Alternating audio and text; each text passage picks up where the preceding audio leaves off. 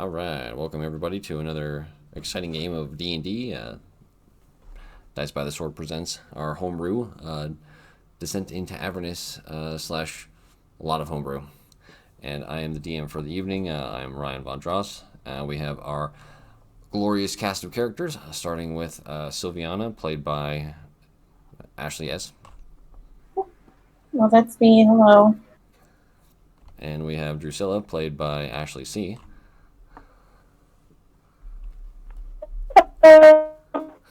Oh, yikes. And then we have Gorp, played by Aaron.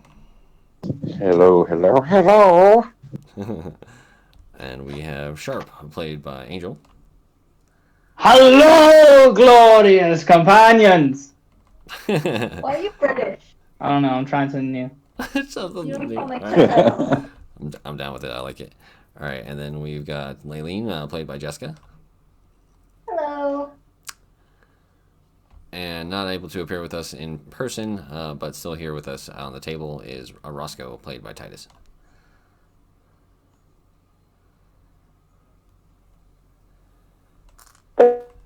Temporarily played by. Yes, he will temporarily be played by Ashley C. Until our games can resume in person, which should hopefully be soon. All right, so during our last session, the party had spent most of the time wandering around the streets of El Terrell. Not really wandering, but following Rhea around the streets of El Terrell, being that you have now arrived in Avernus. And you encountered a Brock demon that you befriended, essentially, and he was nice to you as well. Then you came across but really were discovered by a large patrol of demons led by a Narzagon, and the majority of the session itself was combat against the Narzagon itself. And Rhea is leading the party towards the High Hall, where she believes she will be able to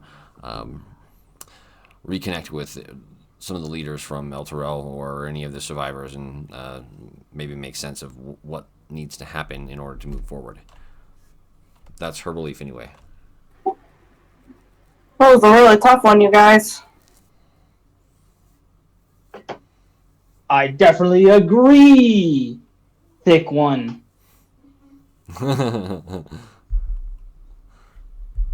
So that, like I said, that I now understand why they always say things hurt like hell.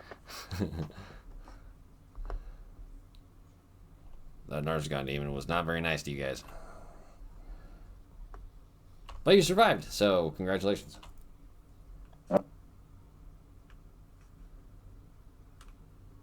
Alright, let's see. I don't think we've done loot. I do not believe that we did loot for the Narzagon demon yet. Oh, yeah, I don't think we did.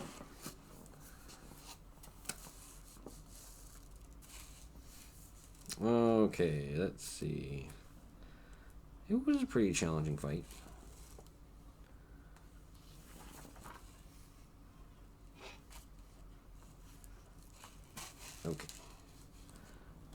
Okay, so how about Silviana, go ahead and give me a D100 percentile die.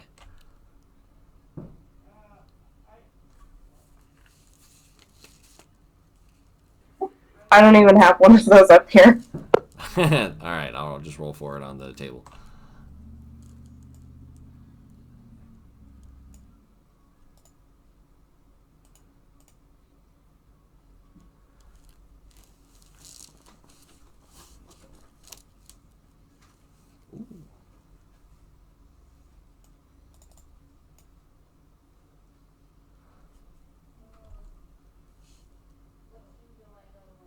Alright, so you find a pouch that the Narzagon demon had on its belt, essentially, or what would make up for its belt, with 12 very fancy looking gems.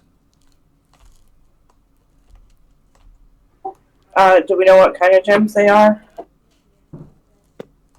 They look very much like black diamonds. I'll just throw those into our party bag of holding for now. Okay. And let's see, how about Aaron, Gorp, give me a D4, please.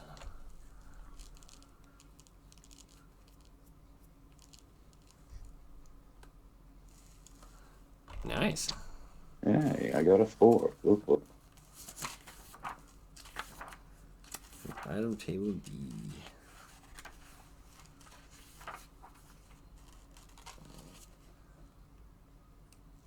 Nice. Okay.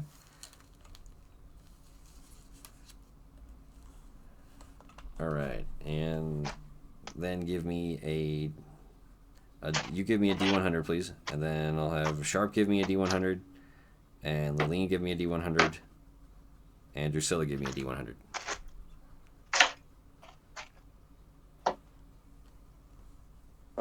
How do you do the D100 here? I got 40. 49. Yep. Okay. I'm missing pumpkin dice. Oh. So Drusilla recovers a spell scroll. Oh.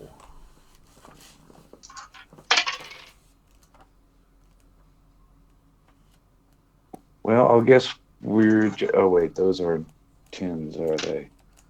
I got a 79. Okay. And I guess that's going to Roll, be... did the end up wizard with a just 60. find? Yeah, I have to consult with the wizard spell tables real quick so I can determine which spell it is. Okay. And Liliene, you recover a potion. Ooh, what kind of potion? Give me an Arcana check.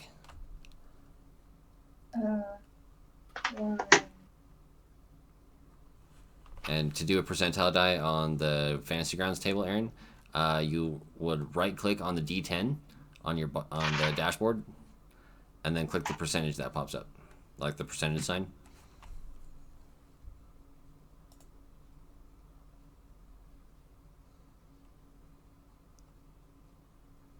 Oops. That's okay. We'll take that. That's fine. Hey, where's our sheets? They were here. Not 10. I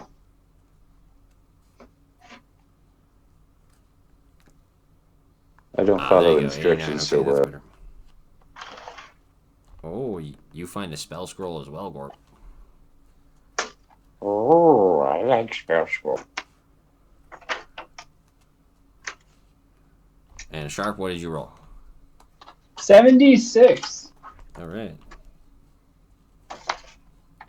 Oh, you also find a potion.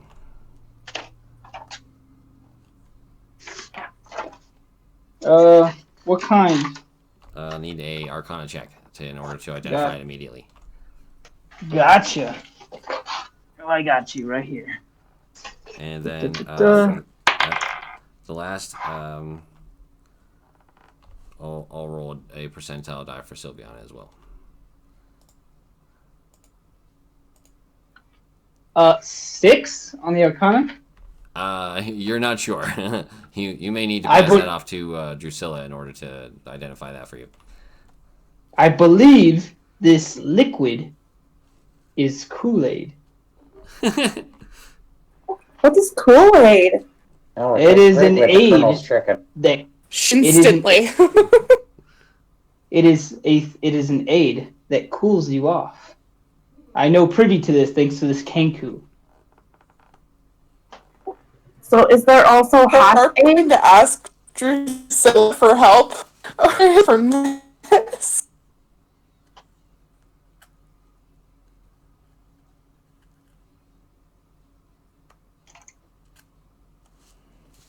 There we go.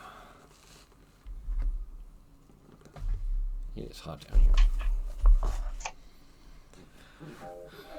All right, so Silviana, you find a strange-looking bag on the corpse of the Narzagon. It's actually on the Narzagon's like the saddle.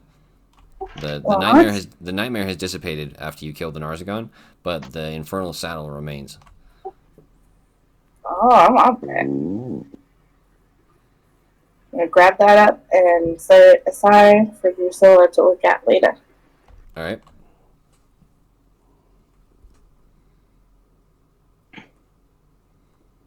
And that is all of the usable items that you find on the Narzagon Demon's remains. And it doesn't seem as if the minions that were with him had anything of significant value. When they died, they took their like infernal weapons with them. Well, that sucks.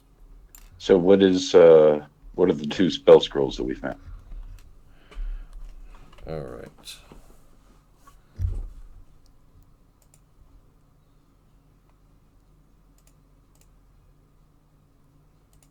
Pull up my spells here. Did Liliene find out what potion she got? I didn't hear what she got on her Arcana check. Oh. Oh, I got a 6. Okay, yeah. So you guys are both not sure. It's liquidy. Like I said, Kool-Aid. Where is he? There he is.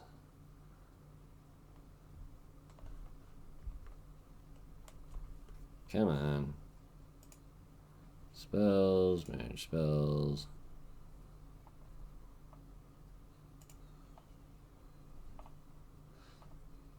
Sixth level only.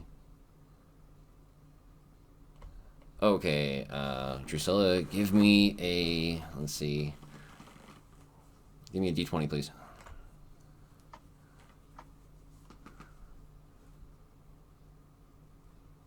Sent. 17? Okay. Let's see. 1, 2, 3, 4, 5, 6, 7, 8, 9, 10, 11. Alright, so you find a spell scroll of Investiture of Stone. Nice.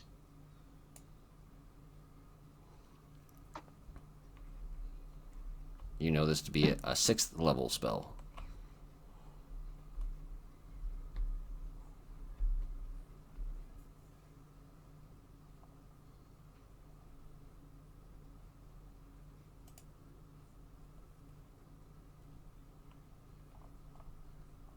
Alright, Gorp, give me a d20 also, please.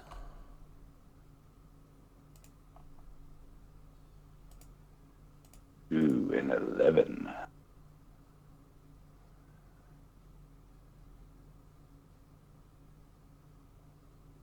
Oof. Alright, so you find a spell scroll of Power Word Pain. Oh, shit. Okay.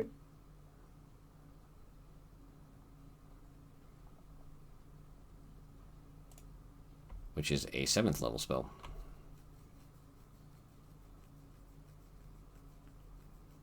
That can be a fun spell to cast, I'm sure. And Never had a chance to cast? Taking a moment to look at the potions, I'm sure that Drusilla would be doing that. And so the one that Sharp found is a potion of Cloud Giant Strength. And the potion that Liliene found is a potion of Longevity. Ooh. So I decided just for shits and giggles to roll and see what my Arcana check would be. Look at I see it. -1. This isn't a potion at all. Gorp's like, I've never even seen that before in my entire life. I don't think that's even liquid, dude. It doesn't look. Wait, is that excrement? Did somebody have liquid poop? He's just talking about how it looks like kinetic sand. We're talking. You don't drink that. You play with it.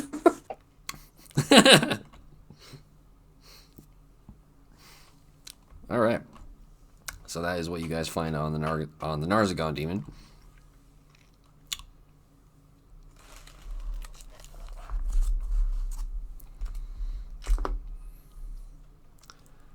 And let me pull up the map of Belterel here.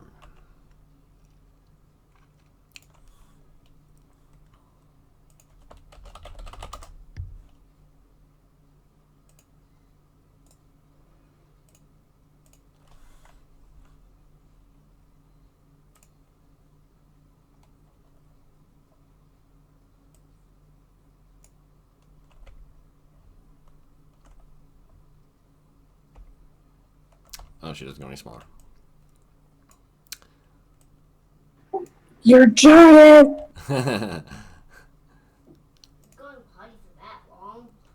All right, so you guys are. You can see down the main street from where you guys are at right now. The high hall itself, it's up on a hill, so it's very easy to spot. It's maybe another 10 or so minutes away from where you're at. Ah, yes. The High Hall. Clearly named after it being so high and must be a long hallway. I bet the guys that built it smoked a lot. They probably did. Let's try and hustle over there. How could someone build a building while on fire? You've seen the dudes around here, right? This is why you are a god, Gorp. You understand logic that is beyond us mortals. That is right. I understand. I know. Oh. I have a chicken. Okay, bye, Sharp.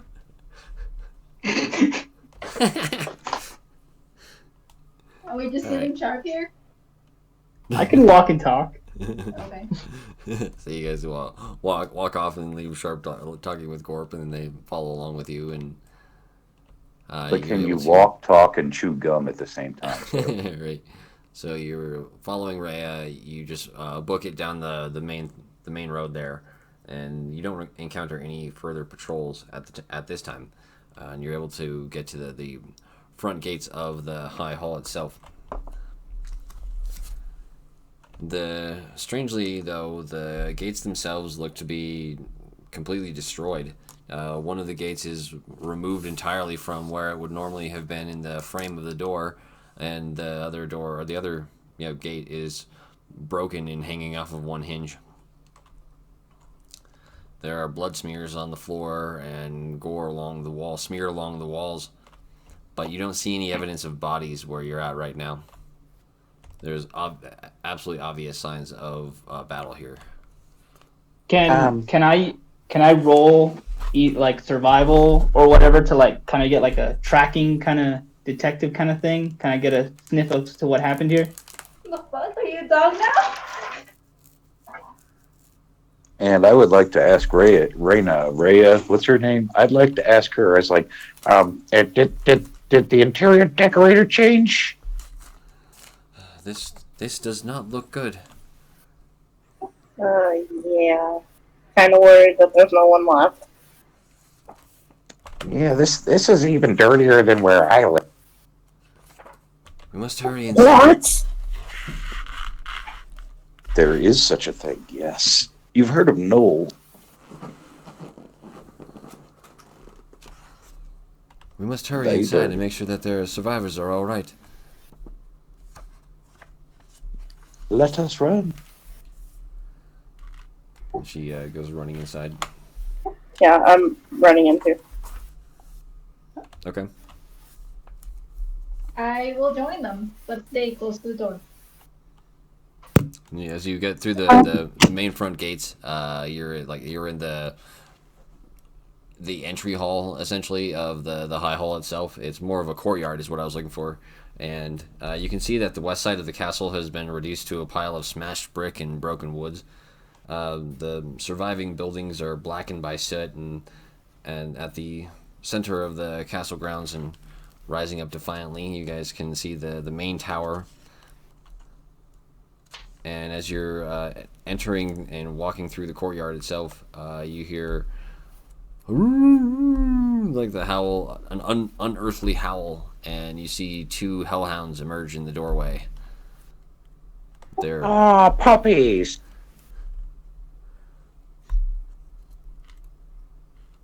What will you do? They have a very menacing stature to them. Well, I'm gonna pull out a chicken. I was about to say, we better try to befriend these fucking doggos before we kill them, y'all. Oh my god.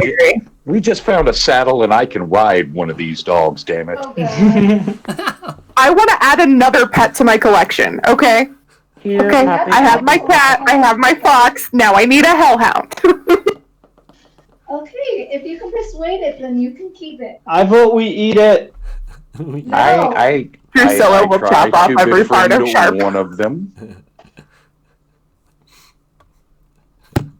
I will also try to befriend one. So Gorp walks up to one, and I walk up to another, and I like use normal dog handling tactics to approach it to make it feel like I am not a threat, and offer it a ration.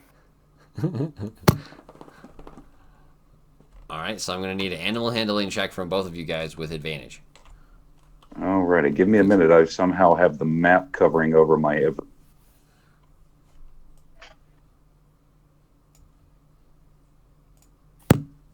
Ooh, I love that advantage. I got a 25.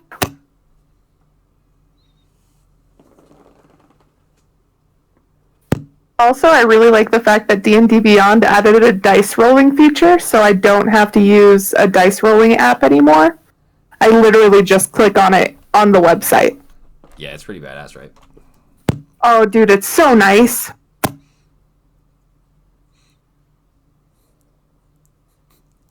Yeah. Well, the That's a one with 7. Drusilla is it's been pacified essentially now. It takes the ration and just like chomps into it and just it's like nuzzling you. You're like it's Gorp, so on the other hand, smells like chicken. He Complete. does, and it overwhelms the hellhound senses, and then it attacks you and tries to eat your face. So that's initiative. Gorp, you are on your own. I'm being nuzzled by one of these guys. It gets nuzzles by me. Can I try to do like an animal handling to like just try to like pick him up and like calm him down from eating Gorp? You can on your turn in initiative. Oh damn! I didn't know we had initiative. Yep. You're gonna try to pick up a hellhound? Yes. With one arm, mind you. Good luck. 18 for initiative. I have a feeling that Drusilla is about to become a dog trainer. All the more power to you. I got a 24. Yeah, that's really good. Oh, I'm going first. I'm 28. Damn. I wanted to pick it up. 13. Let's see. You said 23 sharp. 24. 24. Okay, thanks. And Liliene I got a 10. and Roscoe.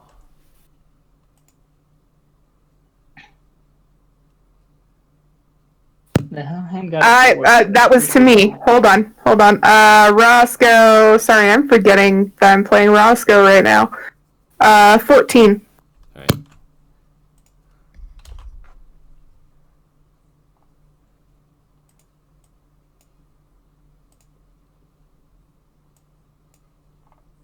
All right, we're just gonna play this theater of the mind style because it's just one hellhound. So Drusilla, you go Gotcha. first. Okay, so Drusilla is going to stomp her foot on the ground near the dog, but not directly on it. Say, "Bad dog, down!" And try to like grab at the heckles of the dog and pull it off so that it sits.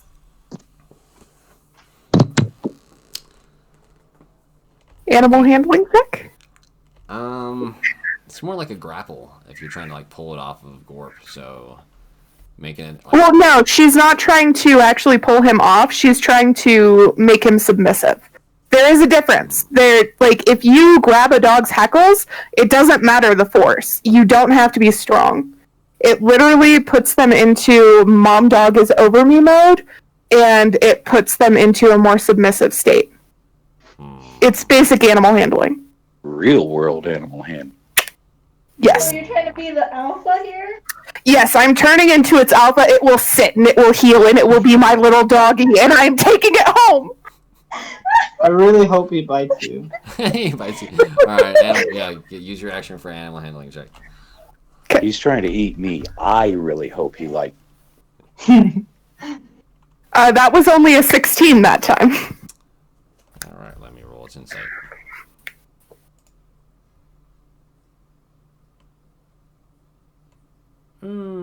Decent. That's gonna be a check. Hey. Oh. It rolls terribly. So it is less combative now, and you've gotten it to calm down a bit. But Gorp still smells like chicken, and it's not quite fully pacified yet. Okay. Then I ask that our sharp here tackles the dog to the ground. I was about to do a grappling, yeah. Sharp, you Do can it. do this, sir. I have faith in. Just run in, going. That's so "Bad doggy!" Also, after I do that, I start petting the other hellhound that's like Oh my nice God. to me, and I'm just like, "You're such a good boy. You didn't do that. You're so good. What a good boy." Alright. I'm gonna do a strength check to see if I can grapple the hellhound. Okay.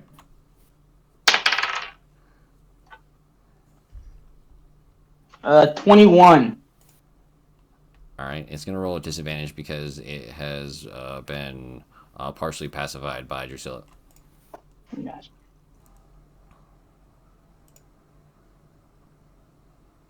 And you beat it easily. Good job, Sharp.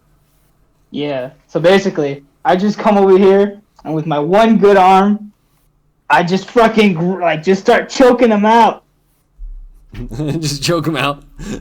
Just choke him out. Hellhound. Kill this hellhound. Drusilla I'm will just never like- forgive you. Well, I'm not gonna kill it. I'm just like, shh.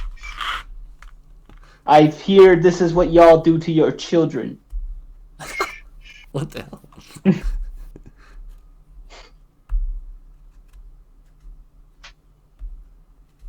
And yeah, that's it for me. Okay.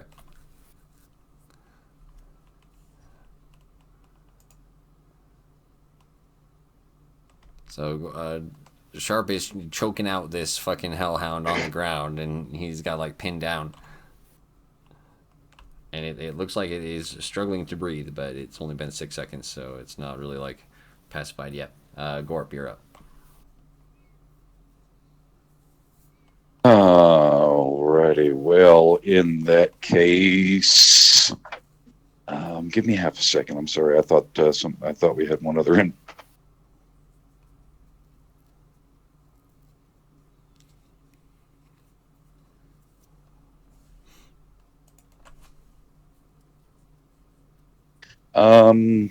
Whoever is next at pacifying said puppy, you have guide. Would be Roscoe. Alright. And that would be Roscoe's turn.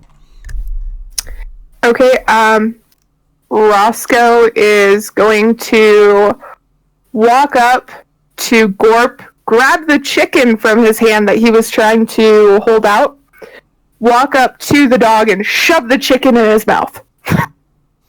Funny story, I thought about doing the same thing.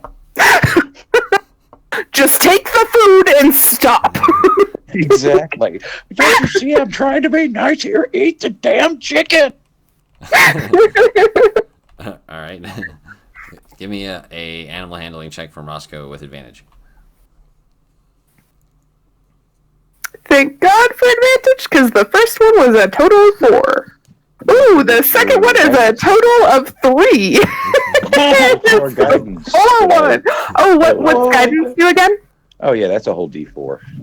It's a whole D4? Okay, let me add a D4 on. You might get I a don't know. 4 or a 5. Ooh, look at that, guys. We got a 6. We got a total of 6. Does a 6 work? Is 6 enough? 6 is not enough. It chomps on the chicken and eats it, and it seems like it's hungry for more. Oh, I've got an endless bag of these babies, and everybody knows where it's at. Let's fill this bad boy's. Alright, that is Roscoe's action. So, Silviana, you're up now. Okay, I'm gonna go up next to the hellhound, and I'm gonna lay on the ground next to it and start singing it a lullaby that I heard when I was a kid from a furbolg in the forest. Oh, that is awesome. You see Sharp just like laying next to it, choking it out, and then we see the thick one come in, lay next to it, and start to sing to it. It's very pleasant. Hey, Sharp, do you start to doze off to the pretty lullaby? I don't know. I need a con save from Sharp. I got you.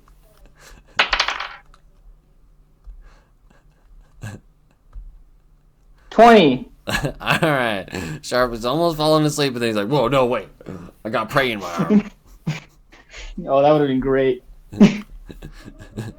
So, Silviana, give me an animal handling check with advantage from your lullaby.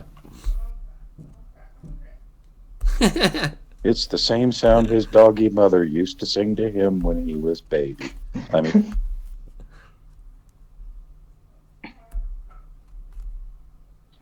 That is only a 13. I'm gonna die. All right, let me roll his insight. Oh no. Could roll low.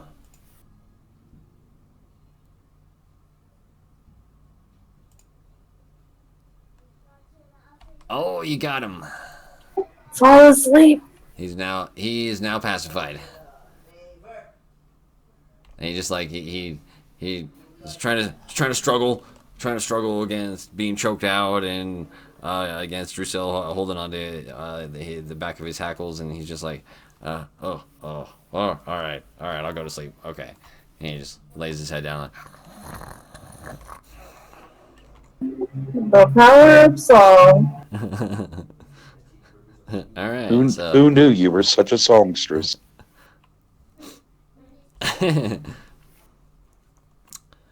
So, you will have to spend an hour kind of basically like attuning to the Hellhound in order to Drusilla, in order to add it as like a familiar that you could summon.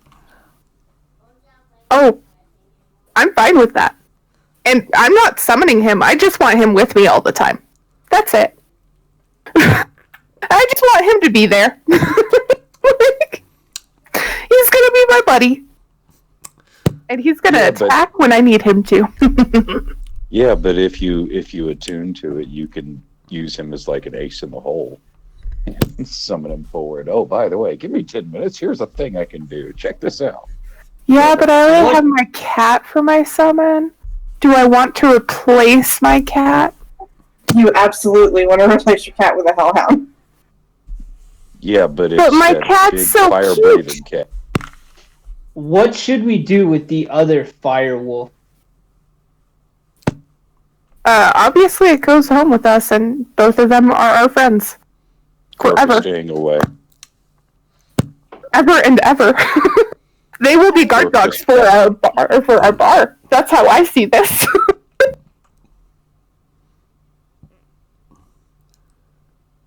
Silviana, did you do any healing? Yeah, Grimalkin healed me. And so I had healed up to not full, but pretty far. Okay. I just don't know. I still have you at 176 wounds, so I knew that wasn't right, so I want to fix that. Yeah, I'm at 129. Okay.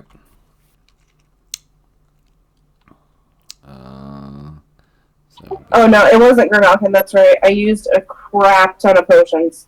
Okay. I was going to say, I seem to remember healing spray. About like almost all of my potions. I'm just saying.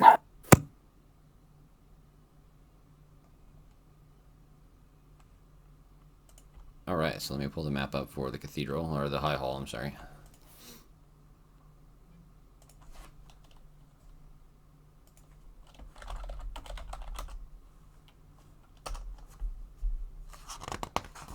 Gorp is going to come up beside one of the hellhounds and try to pet it.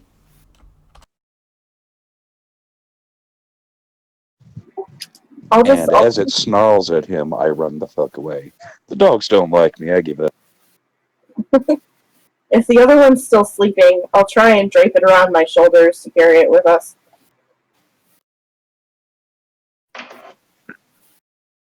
Ooh. I imagine it's the one that growled at.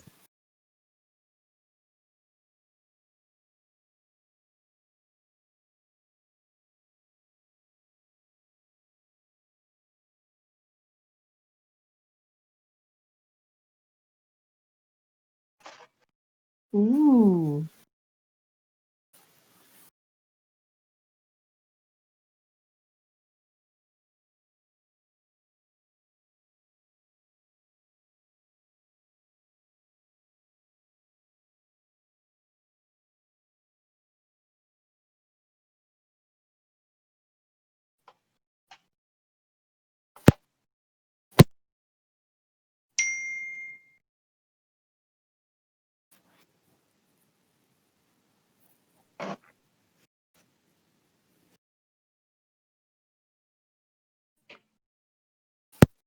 Okay, guys. I'll do it. I'm gonna attune to the dog. I'm really sad about this, but I can always spend 100 gold to get my cat back, or not 100 gold. Yeah, it's 100 gold each time to get my cat back, and then spend 100 gold to get my dog back. I don't know. Idea. Yeah, but it costs 100 gold in order to switch it between the two, because you only summon one animal per the spell each time. And then you have to actually redo the spell, which is on a ritual, for 100 gold. Or, if I don't spend the 100 gold, I can literally snap my fingers, and my cat will appear right now on my shoulders. And then I can snap my fingers, and it goes away. Because I'm not summoning it, it's always attached to me until it either dies, or I summon a new creature. So, by that logic, you summon your cat, we eat the cat, then you get free doggo? No, It's made of fey stuff. It's not real. yeah, you can't eat it. Yeah, it's It's literally a fey yours. creature. When it dies, it goes back to the realm of fey. And then I have to resummon it. Literally beating the void. I'm pretty sure he can eat metaphysical things. You could bite into it, and then it would disappear. Yeah, that's the first off. Second off, even if you did that, Drusilla would kill you, because she loves her cat. And you would die. To a hailstorm of fireballs that she wouldn't even care that she's wasting all those spell slots, because actually, you would have to die. I have fire resistance. You have resistance. You don't have immunity. I don't care how many times it takes for me to do it. You're dying. She's got more spell slots than you've got health points. Trust me, I played. Yes, I sure do. And I have really good rolls. We all know this. Yes, that's true. Have fun. So, do you have access to things like Dance Macabre that you could, like, say, kill him and res his corpse and make it do your bidding? I did at one point. Sharp. I'm just saying, Sharp. Watch your tongue, bro.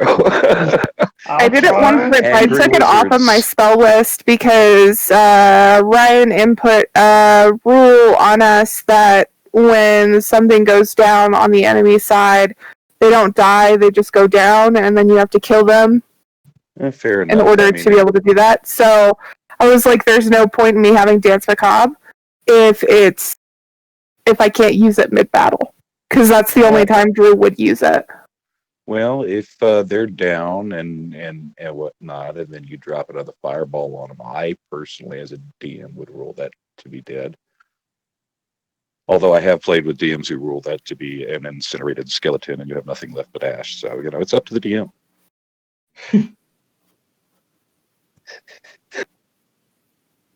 Every time we killed somebody, how many corpses? Dude, there are no corpses. You cast a fireball. Wait, what? No corpses? No, skeletons, man. I don't eat flesh. He's like, no. You atomized them.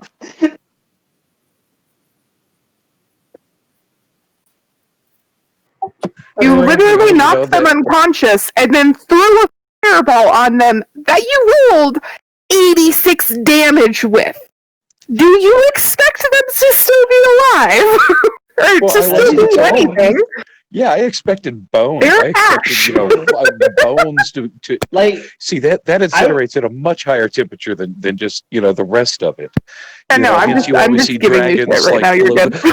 I mean, no, I try to use that logic, and he's like, nope. Especially because I think an actual cremation of bones takes like 2 hours or something like that. Like it's a long time to incinerate. Yeah, and this was just one bead off my necklace, so I mean, just.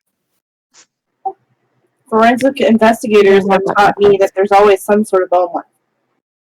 Yeah, like I figured, like I think on the skeleton thing for the spell, it says that like it doesn't have to all belong to one person. You can use a hodgepodge of bones. Okay, quick question, Ryan. I've been trying to get this map to move so I can see where we're at, because I've only got the top left corner of it on my screen. How do I actually move the map to see where we are located?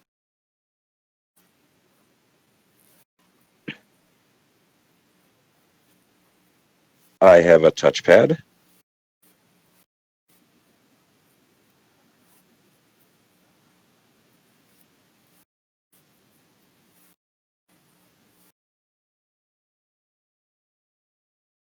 Yeah, the fleur-de-lis almost looking.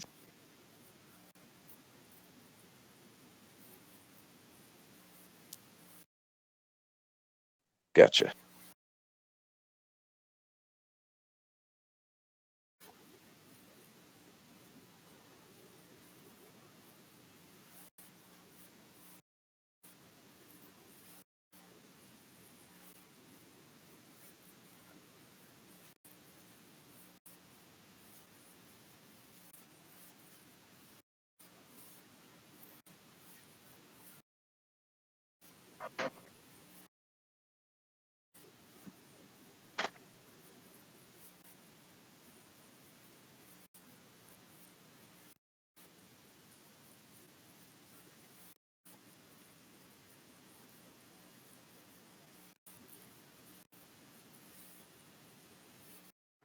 What was the first thing you said? Because it sounded like you said to represent porn.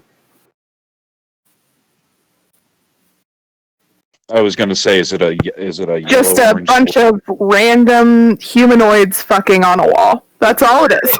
Yes.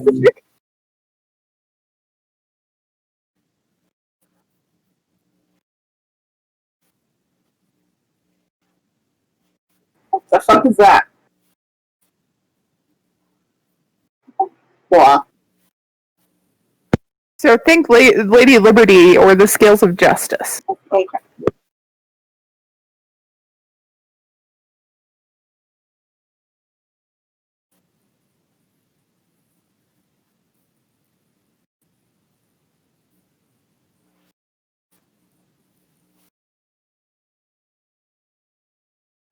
Oh, is it Would Zariel? that be That's the chick we're going Zariel? after.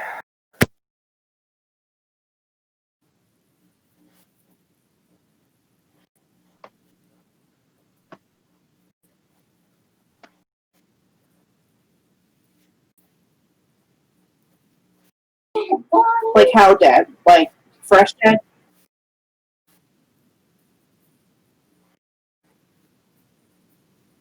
Oh, that's fresh. Can I do an investigation check? I want to see if I can discern any sort of like kind of like pick the scene to see if maybe there was a battle or how they might have died, you know.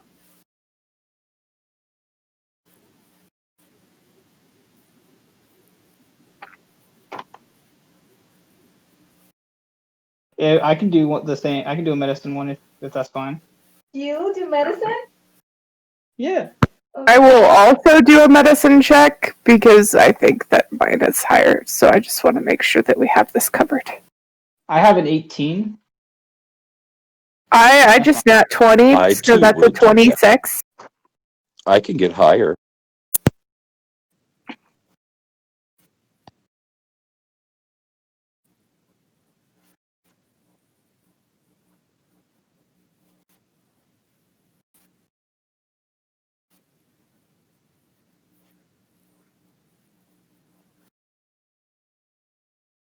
Tell what kind of claw marks it could be. Like if this was from a humanoid demon or if it was from the hellhounds that we just took into our possession.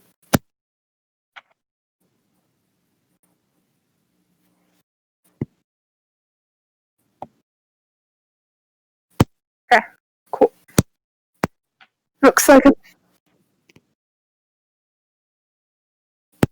Okay.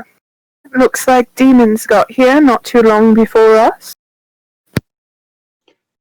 I agree. And they left the bodies here. Very wasteful. Are we hearing anything else? Any sounds of people or anything?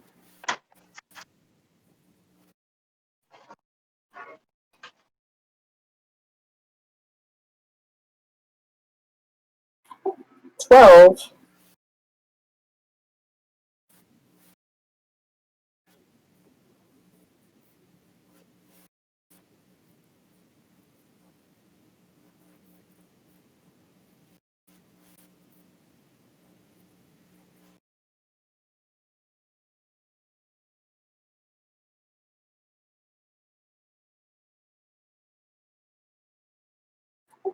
Well, I'm gonna head in further.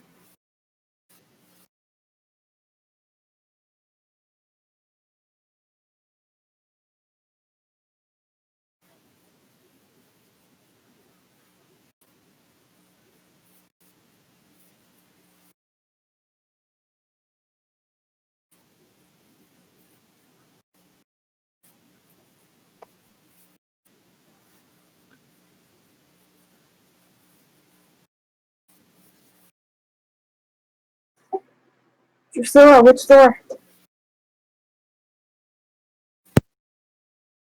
I'm sorry, I just missed that. What? Which doors were available? North and south, up and down.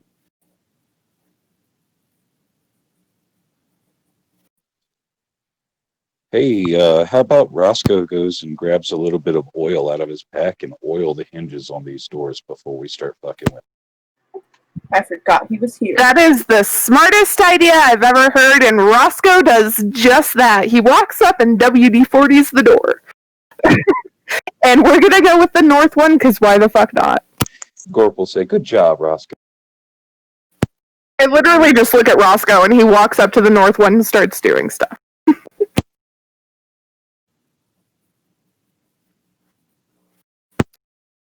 Roscoe will be the one doing that. Damn, I was just about to say, can I charge Can him? I guidance him before he goes to push that door open?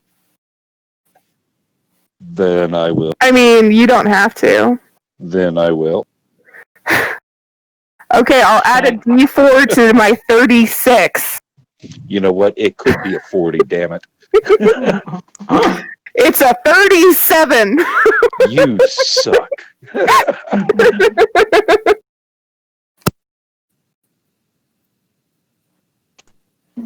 How can you possibly roll 36 and then just roll a 1 after that?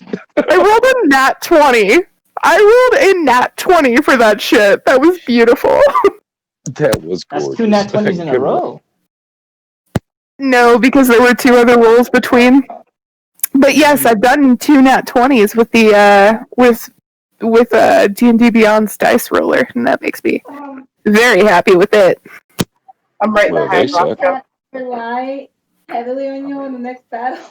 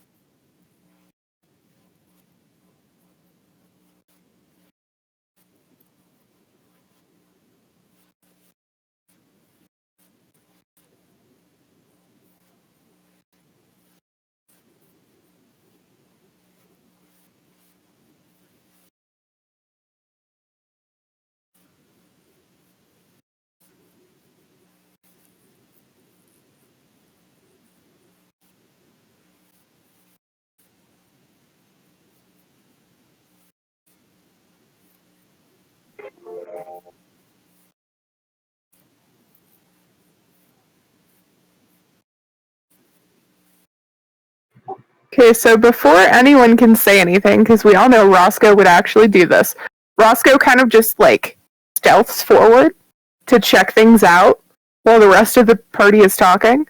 So he's going to peek behind the curtain stealthily and then up the stairs stealthily to figure out what's in both areas.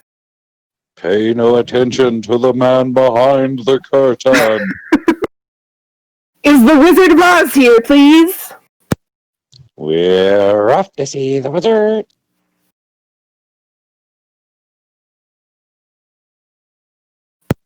Sorry, what was that?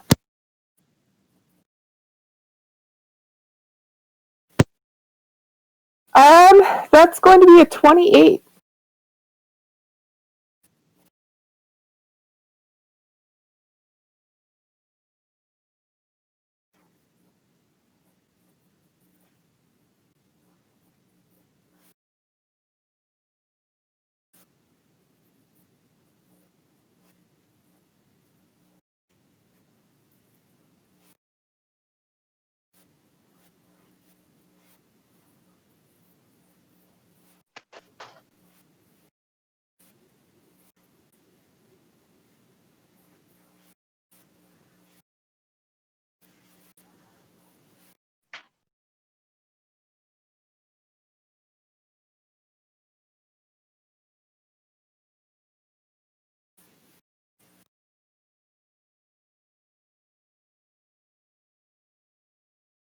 So each of these small squares is 10 feet.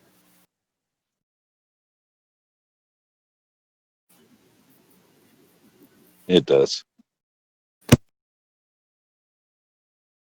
I was going to say, man, that is an enormous. Yeah, I was about to say that too. That still cuts it down to shit tons. Yeah, that'll work. I mean, we can play with the large room. Shoot, I could have fun with the the ups and downs. What does the thing look like? Oh, look at that. A predator dog. Oh, fun. Can we only see the one in front, or can we see what's behind him too?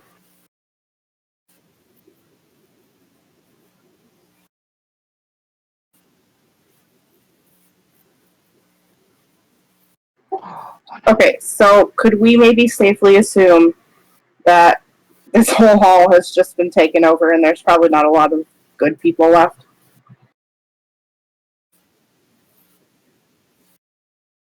God damn it, child. You want to fuck that child, so... Yeah, that isn't, in my culture, you can still hate your loved one. True that, though. I have a great story about my mother. Great warrior. And my father, the gatherer. Hated each other. She took many mates.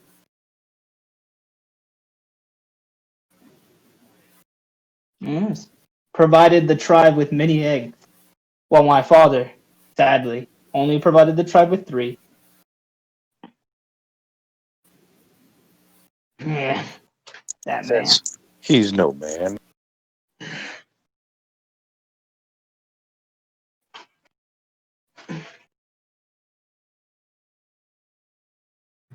Did you guys know that when lions are in heat, they have sex every 20 minutes? The fuck? That's a random Sounds ass fact. about like That me sounds when like a I lot was of fun. at 20 years old. I don't know. When I was young, I did that like every 20 minutes for like a day. But like, you just run out. Guys! Well, What I'm do you not saying mean? you're I not think we raw run at the out, end. but have you ever gone a full, 16-hour full- session? No, I've never done a full No. 16. Like, the most I've ever done is like 8 hours. And like, 6 hours in, I was just dust. So I don't even know how anybody can go 16 hours. I know, Drugs, bro. and It lions... takes a few short breaks for water and Hydration food causes it. and Got to keep your energy up. But This is like an I get that. aerobic. This is an aerobic exercise at the very base. I mean, it gets your Thank heart you. rate I will up. put this out there. I lost 12 pounds that week. What the? But lions' mating period lasts for 3 days, so that's every 20 minutes for 3 days. Like I It's said, like a really good long weekend. like I said, So much that slower. lion, after 3 hours, he's just dust at this point. He's just doing this for her satisfaction. Think of the poor woman, too, though. So ragged. Yeah, she's just dust too.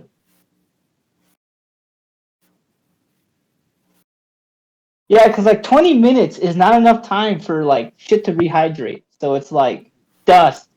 Gatorade, bro. And I'm gonna Gatorade. point this out there too, that if a lion's penis is anything like a house cat's penis, I feel really bad for those fucking female lions because cat penises are barbed.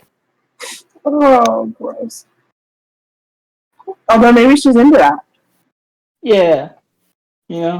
Well, pain adds to the pleasure, all I have to say. You're right, though. Oh my god.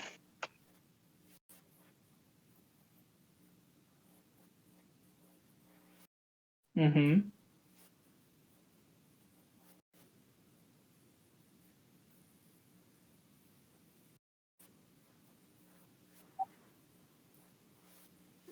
The demon thing, though, is it like the size of a human, or is it bigger?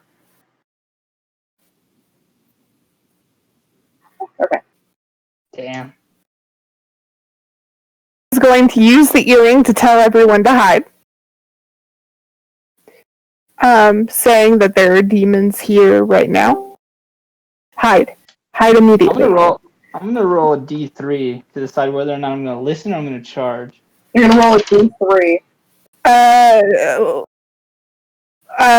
Liliene, do you want to just preemptively cast silence? Well, don't worry. I have chosen to tactically hide. Okay. So Roscoe is going to meld in shadows where he's at, and we are going to all try to hide in the main room, I think. I will sidestep just to the side of the door, but I'm not going to go very far just in case things go bad with him in there. I'm going to go the opposite side of where Silviana is, where there's that little hook around. Yeah. So, like, right around that corner. I'm going to go 2 squares in front of me, and then put the cloth over my head. I'm also going to try to be really smart and cast invisibility on everyone that is in this room. So how many people is that? That's 1, 2, 3, 4, 5, 6. 6. Oh, damn. Why do I have to hide?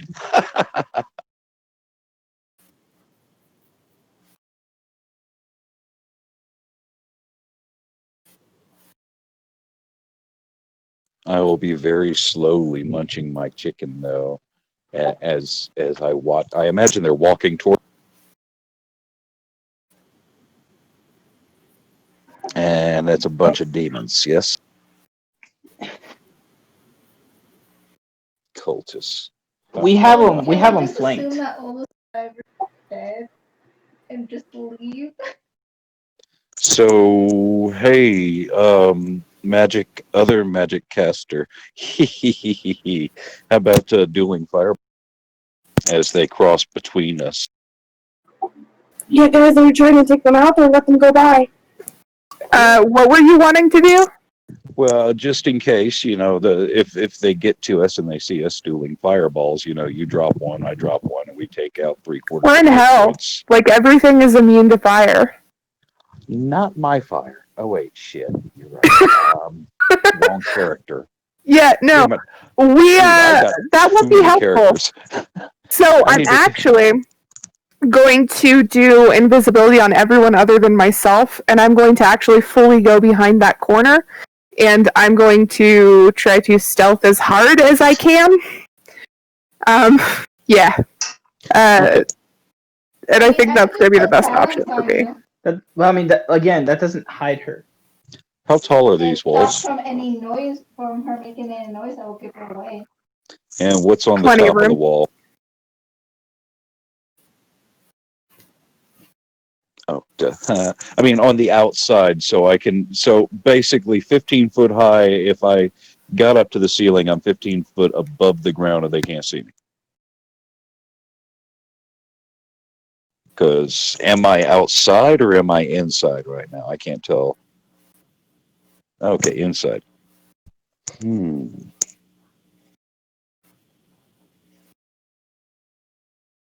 Are there like handholds up there? Is you said it's like filigree or something?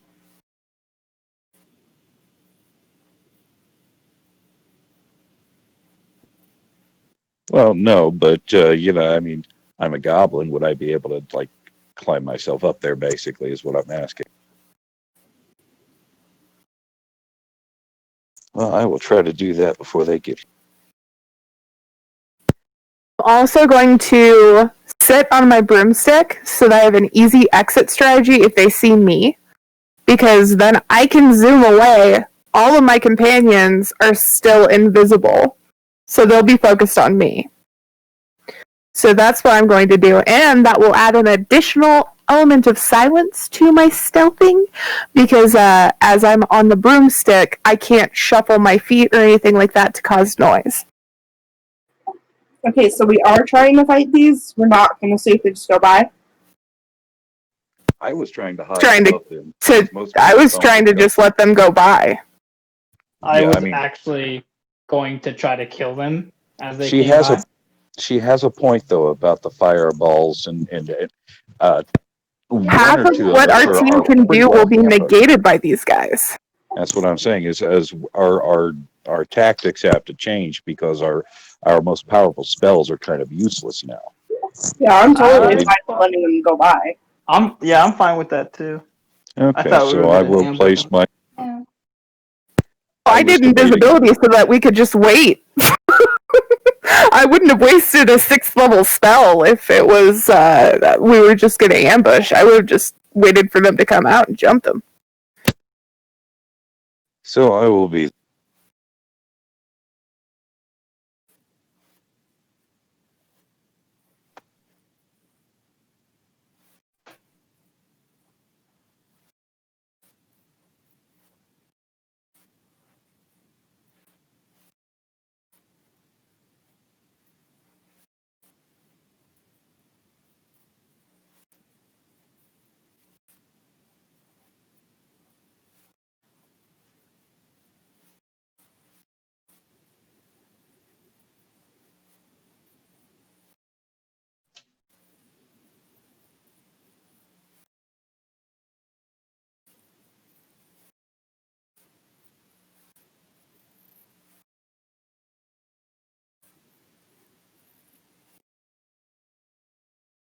Fucking bitch.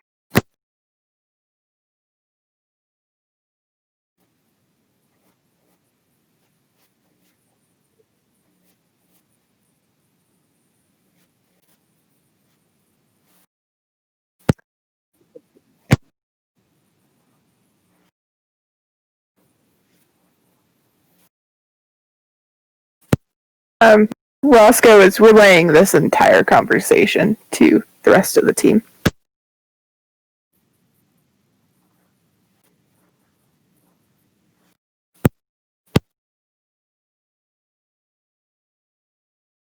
He sounds like that boss who would rather just shout at you than anything. So yeah.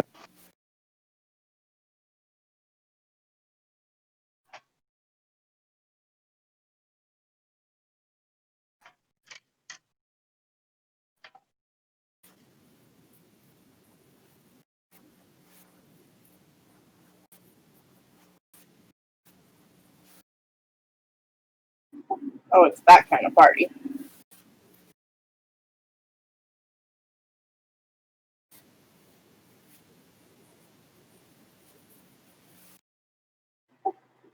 What?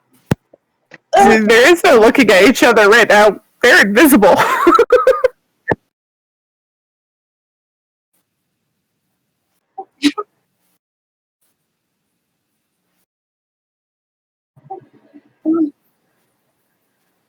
And we help best by staying alive right now. Yeah.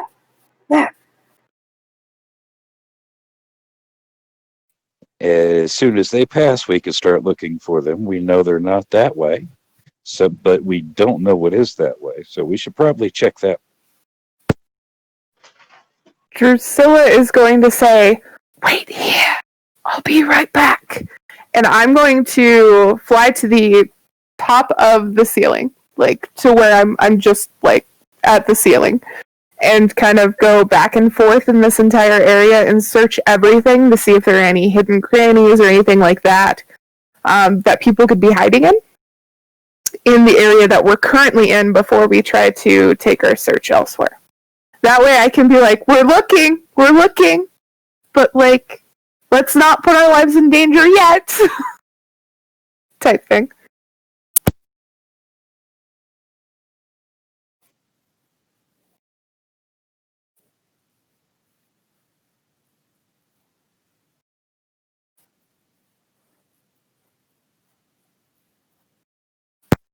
When I say I'm flying around, what I mean is I'm literally going 5 feet by 5 feet, taking it really slow and kind of like feeling the wall and everything else. Like I'm investigating. I'm just doing it above the ground because I don't want them to hear footsteps.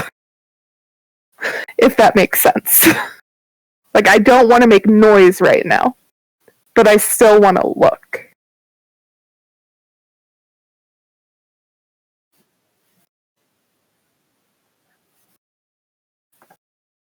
I doubt I'll find anything right here, but I love this dice roller so much. 25.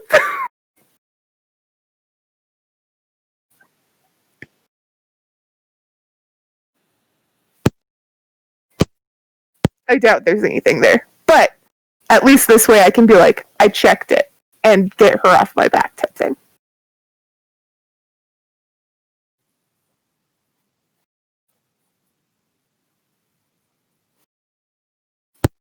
That's what I assume. Thank you.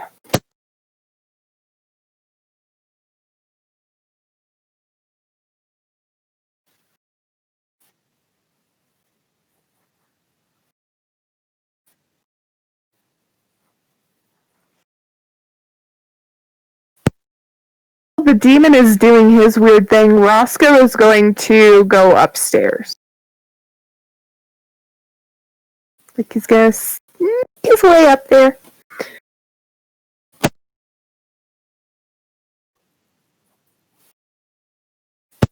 Oakley dokley. And in the meantime, Mr. DM, outside on the square stairs that we just came off of, what was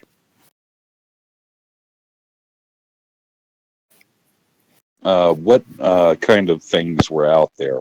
Like, is there anything to tip over? Things above ground? What's the environment look like outside?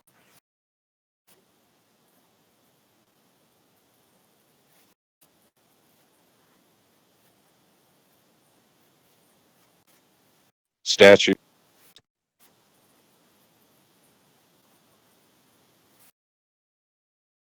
Okay. Okay, well, Gorp is going to stealthily move to the doorway.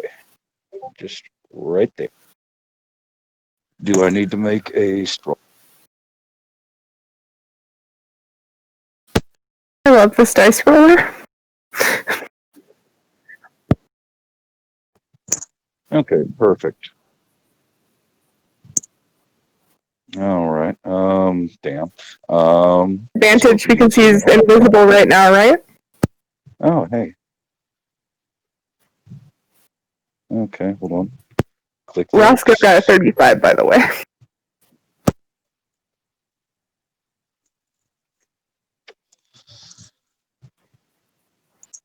I don't know what in the fuck that is. Apparently, I rolled 2 2s. No, that's just one die. Okay, just one die. All right. Add +2 to this. Holy shit! Really? 11. My rolls are awful today.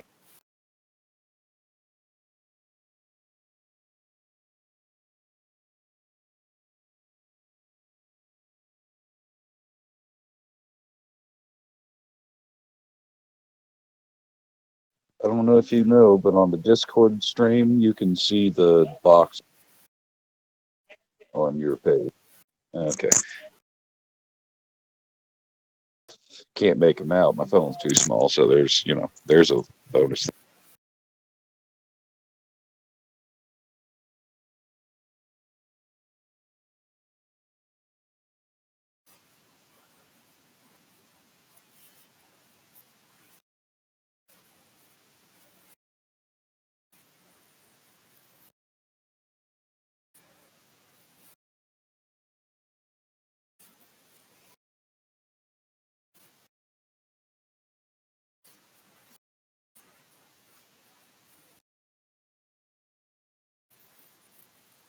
I throw a chicken as far as I can out into that garden.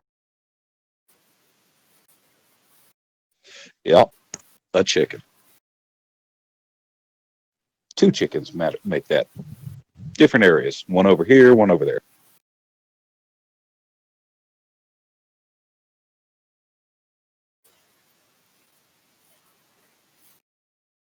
And I'm just going to chill there invisibly.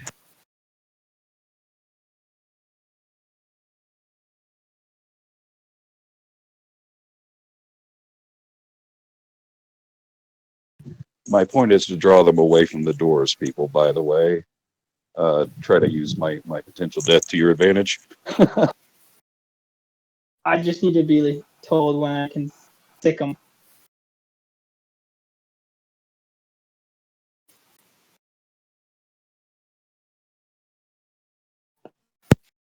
But everyone is currently invisible. Stay invisible. Do not attack. We have advantage right now. Very much my plan. I'm just going to kind of dance around their ass.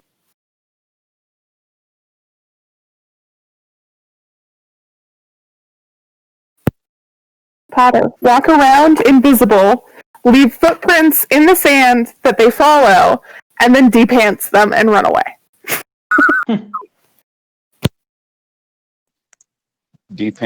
Pants them, cast pass without a trace, then run away. Exactly. Wait, I can do that, can't I? That's not an attack. I don't think that's an attack.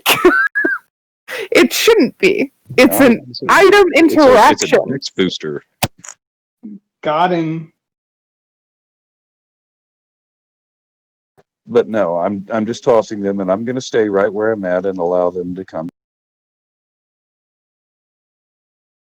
And, peeking around the corner, I saw him sniffing the air, so I know I smell like chicken. It's delicious. So I need to distract them with 2 other chickens to fuck up his smell, his sense of... I even threw the chicken that I was eating off of my hand.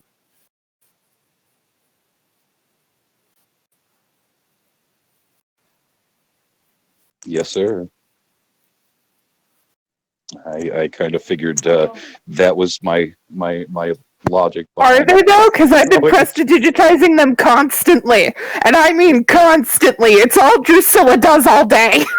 She does have a point there. That said, I do have the bag of holding with the chicken in it. It is closed, but I'm going to leave that to DM discretion as to is there a wafting of a delicious aroma upon the... Does the colonel beckon them forward?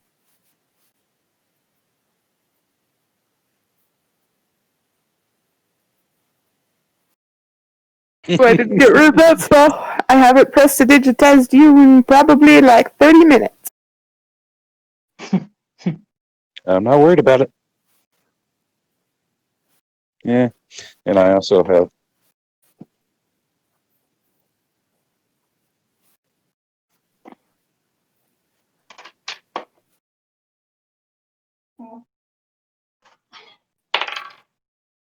Ooh. Before I do this, can I go ahead and guidance myself?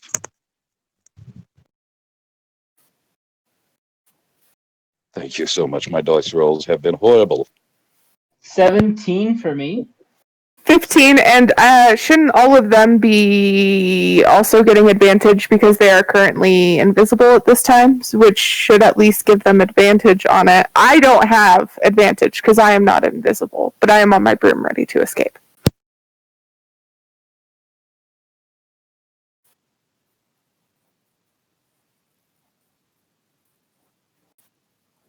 That's a 14 in that case. That's And a 3 on my part. No, it's just me and Gorp. They said. Oh. I got a 21. Then.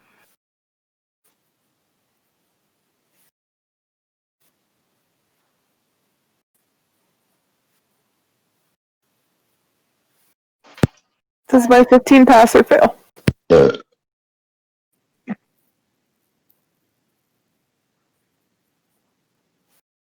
funny story. As I realize that he's not, as I realize I still stink. I'm just going to be like, hey guys, in the earring and cast pass without a trace.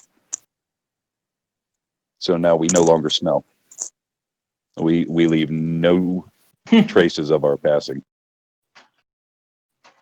Now he just smells 2 chickens in the yard.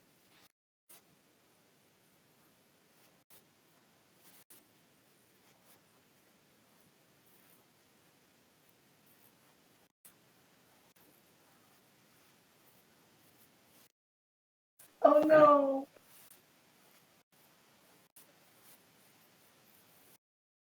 Cast fairy fire.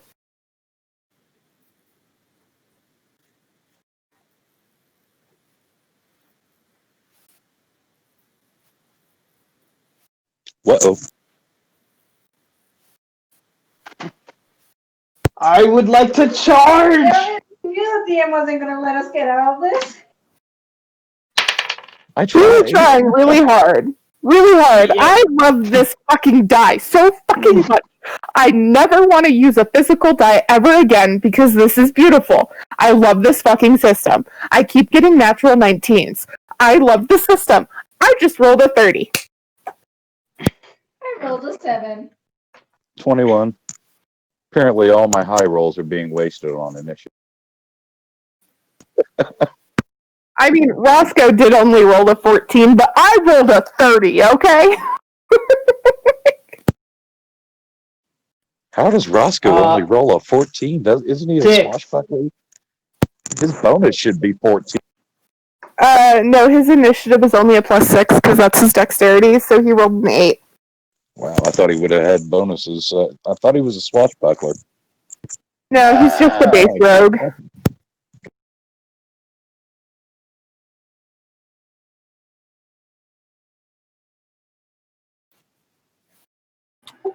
Ten.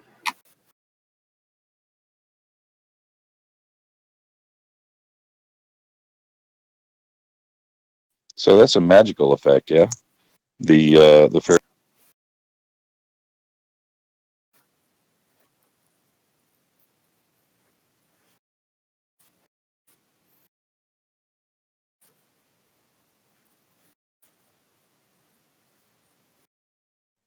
Gotcha.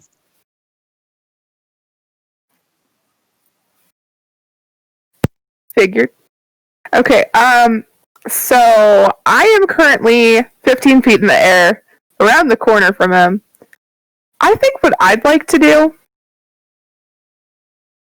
is I would really like to run. No, actually, I'm scared we're going to run into something harder later, but I'm going to do this anyway. I am going to cast my 7th level spell for Crown of Stars. So that I have I think it's 4? Yeah, or no, 6? How many is that? 7 star-like motes. Sweet. Just like twirling around my head, and then I'm going to use my bonus action, because it says that you can use your bonus action to send one of the motes. I'm going to use my bonus action to throw one of them at him. That's fine. I will move 10 feet, but I am still in the air. And that's a 30 to hit. And he's only one bad one. He's going to take 33. That's radiant damage.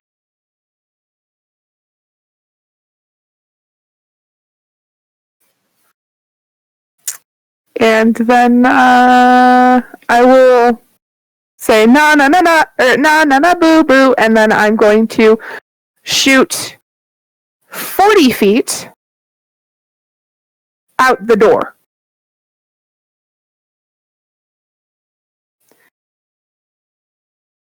I'm going to use 40 feet of movement. I have 80 total, but I wanna use 40 feet, and I wanna try to like get him to come after me while screaming na na na boo boo and shit like that, and just be an annoyance.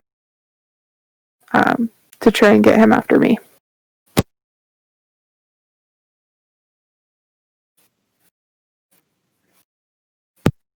That's gonna be it.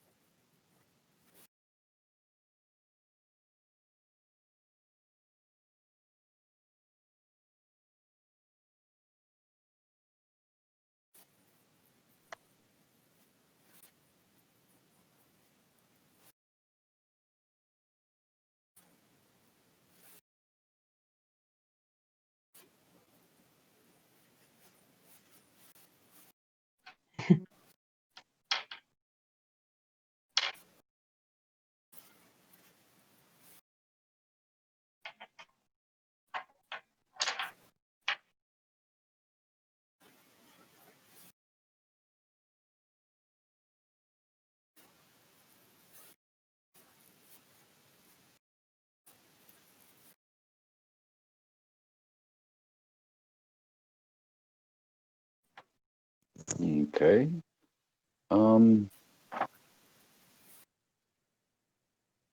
There's a bunch of rubble inside that room, isn't there?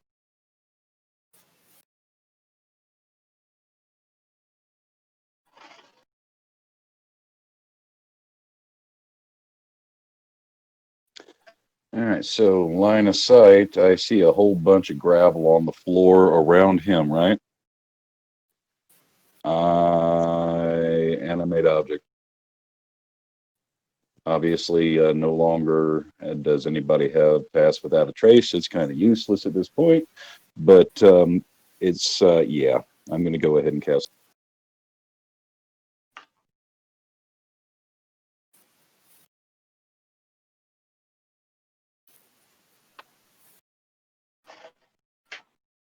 It does.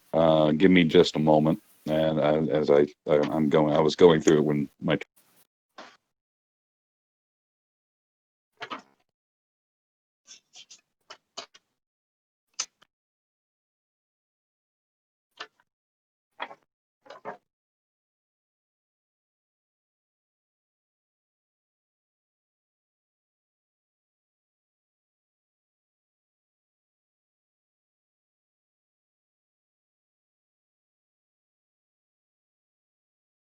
All right, so it's what's going to happen is 5 medium-sized boulders or rocks off of the ground are going to rise up to about face level, and they are just going to all shoot into it.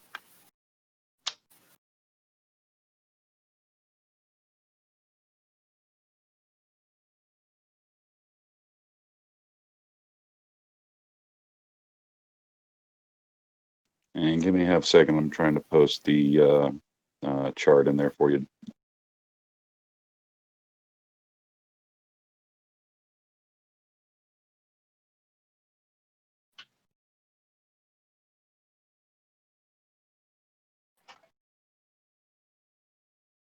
All right, so I'm going to just go ahead and roll this with the dice at the bottom of the screen. I'm going to roll five times with a d20 and just add 5 to each one of those.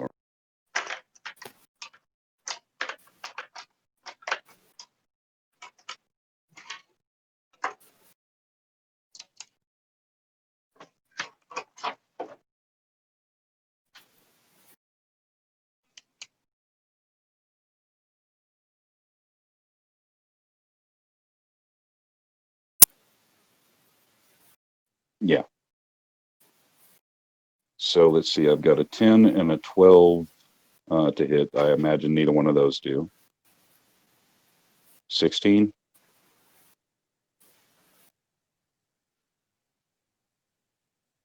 Because 15 or 16 are my two highs. Okay, awesome. See, give me a second. It's 2d6 plus 1 per.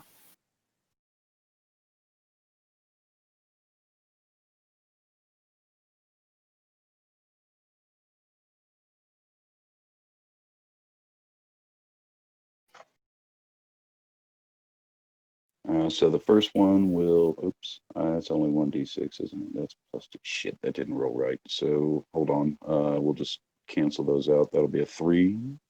And okay, first 4 damage. God damn it.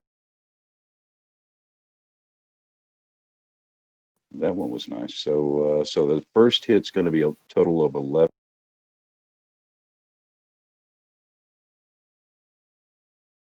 And the second will be 10 damage.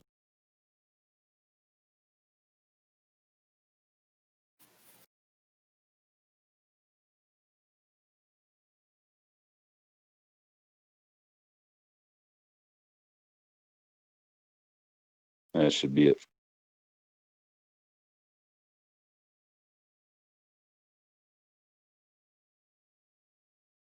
Oh, I will cause them to raise up into the air, by the way, to the ceiling height, so they're flush with the ceiling right there for him.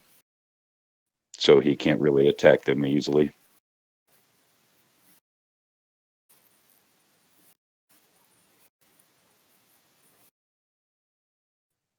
He'll hear Gorp out, try to throw his voice and be like, "The stones attack you! We will defend our home!"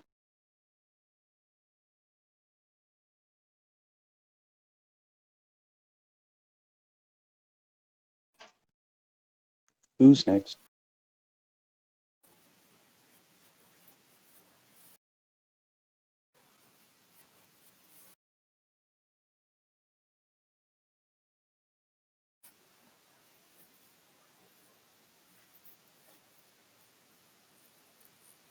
Yeah. And as you wish. Like to see him get past these pecs.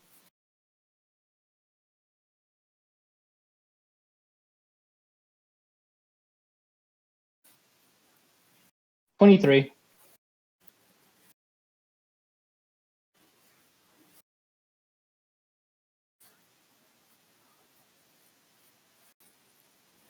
I would like to, like, bounce my pecs menacingly.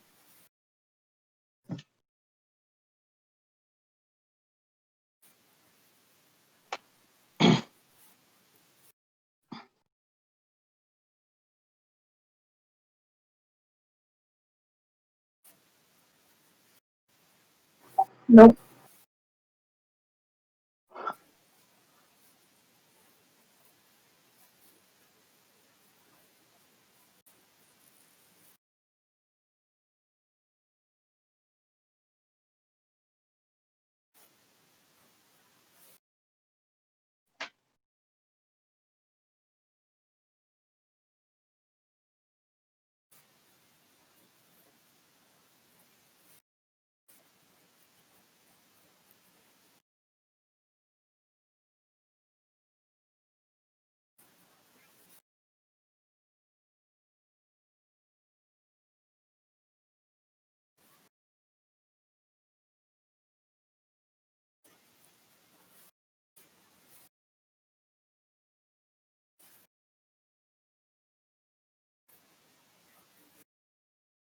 She's just scared.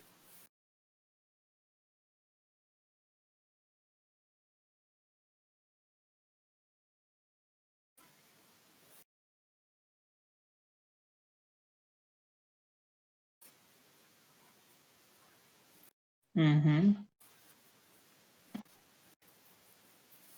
Oh, when you put that fucking guardian spell to the end. Oh.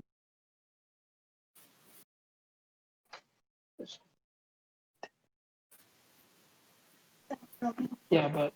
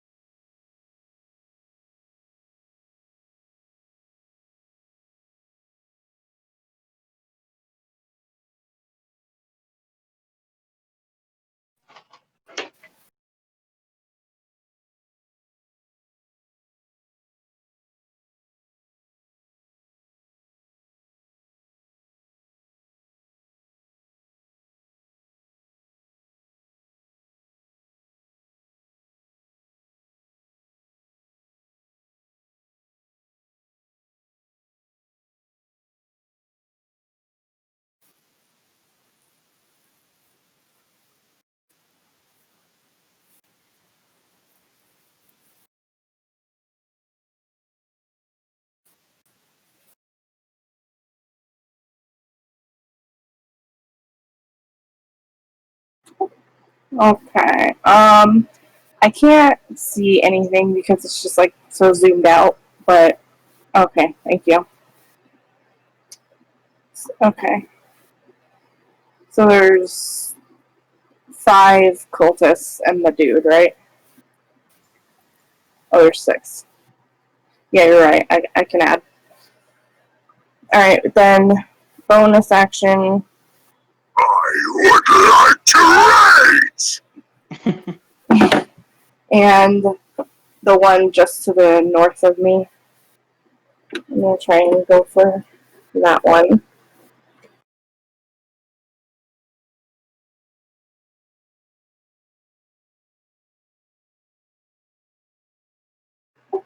That's a 30 to hit.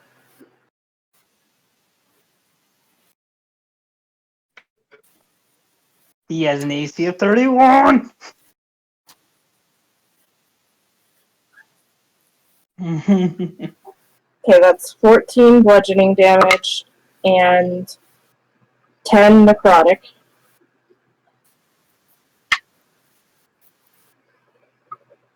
Yeah. And then I'm going to try and hit that one again. That's a 26 to hit. And that is 18 damage.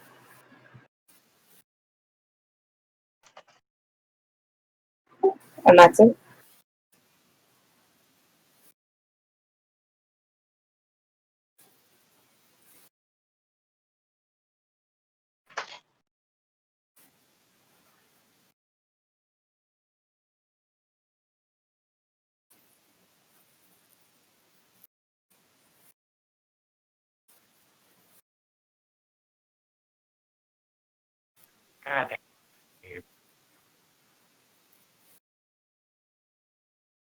Oh, look, it's a walking cliche!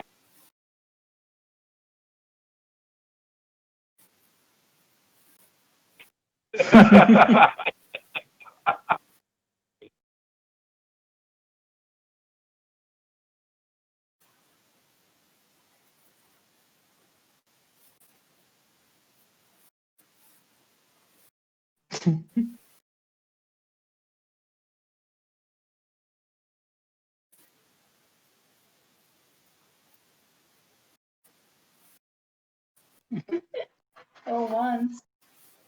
Yay! Can I get like right behind Rhea or to the side of her?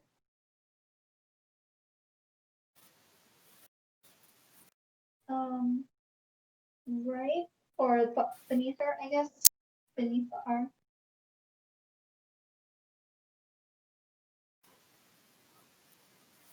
No, I don't want to be in combat.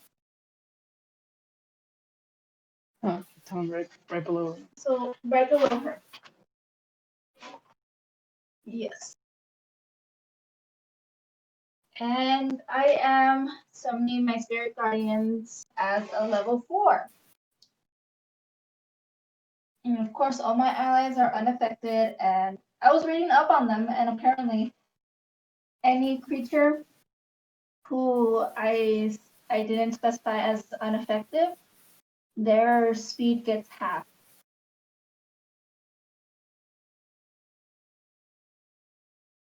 Not sure if that'll help, but information.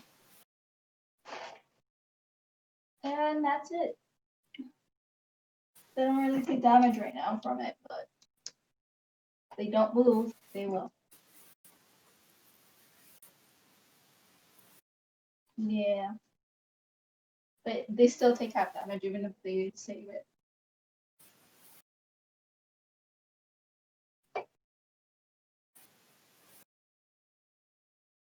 Nope, that will be it. It is my turn. I'm going to use my special flare given to me by the thick one to just put all 4 of my attacks into the one that tried to attack me.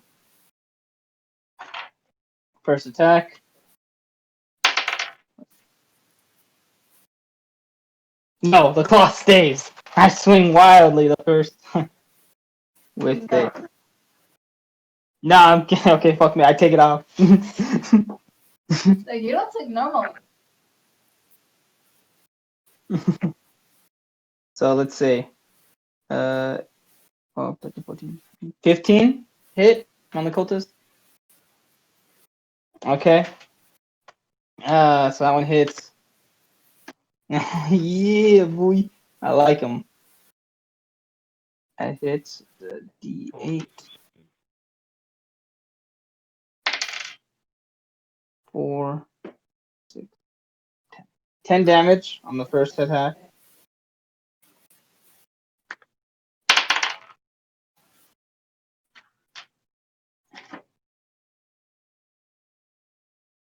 19, so obviously that one hits.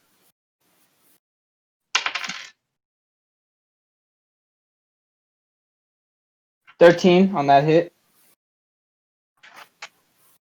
Okay. 2 more. Ooh. 13 to hit on that one.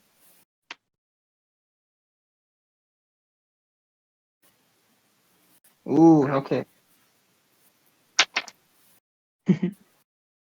Another 13 on that one. And my last hit, hopefully, big numbers. 25, obviously. Ah, damn. That's a 4. 10 on that. 10 on the last hit.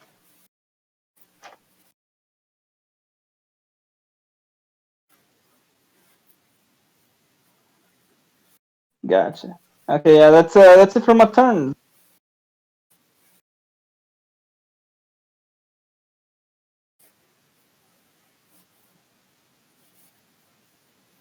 Yes, Lulu, I love you.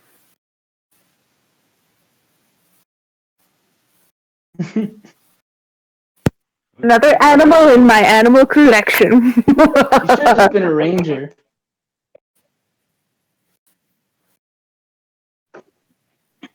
Yeah, but she's my friend, which means she's also When mine we go, in a way. I actually have. Hey, we cuddled. There is nothing other than friendship there, sir. I actually. She nuzzled my boobs. Okay. That is friendship if I've ever seen it. Okay? Okay? Oh, like you've never nuzzled a stranger's boobs. Yeah, it didn't. Never as strangers. I've at least had, like, dinner with them before. Just saying. The point, a lot of them never got talked to again after that. Aaron, whatever you are saying, I cannot hear. I know it's you, because it sounds like your voice, but you sound like 20 feet away from the mic.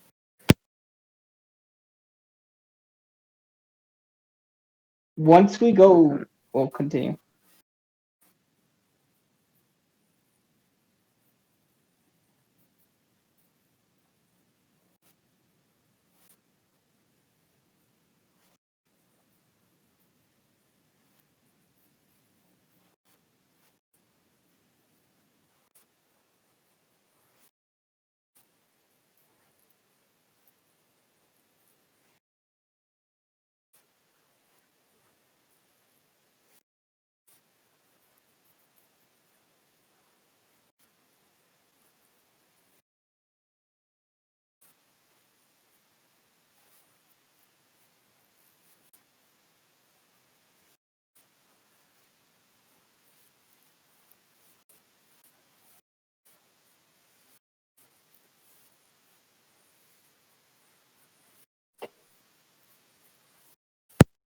I do have a question, though. Ryan, how long has it been since we met the Hellhounds? How long have I been imprinting on it?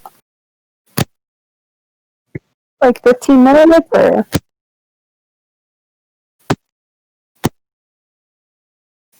Just wanted to know if, like, after this battle I'd be able to, like, spend the 100 gold, or if I was gonna have to wait longer type thing, you know.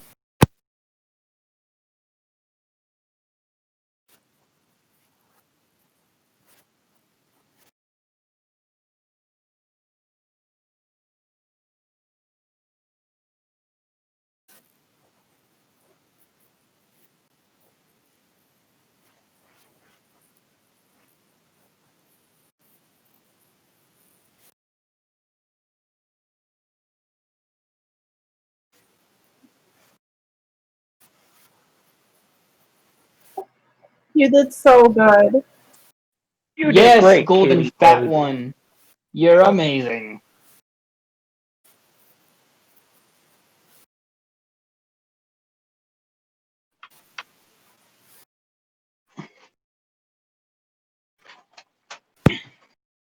So,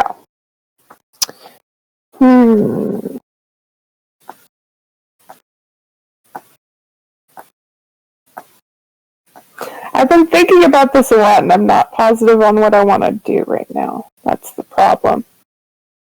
So I think what I'm going to do is I'm currently within 90 feet of him, correct? Of main big bad.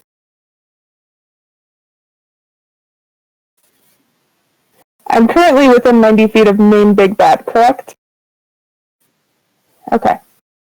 Then I'm going to cast Acid Arrow on him. Try and at least do some damage before I do my Radiant. So that's going to be 25 to hit. 74. Oh, and I'm doing this at a 5th level. I should have said that. 18 damage. And then I'm going to throw one of my little stars at him.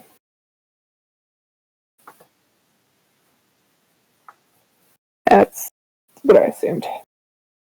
I accidentally clicked on damage first. Okay, that's going to be a 28 to hit. Then 32 radiant damage. And I'm going to go, do you really want to keep getting all this damage all the time, or do you want to come after me, you little bitch? And that's my turn. Yeah, no, she wants him to come after her right now because she's in the air and she can keep running.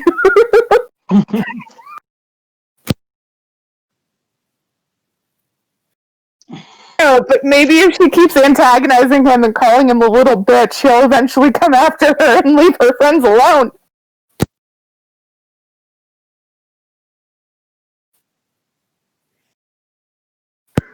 So,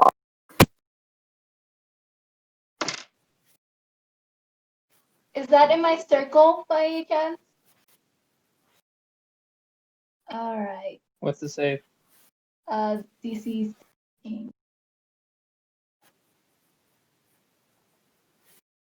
16.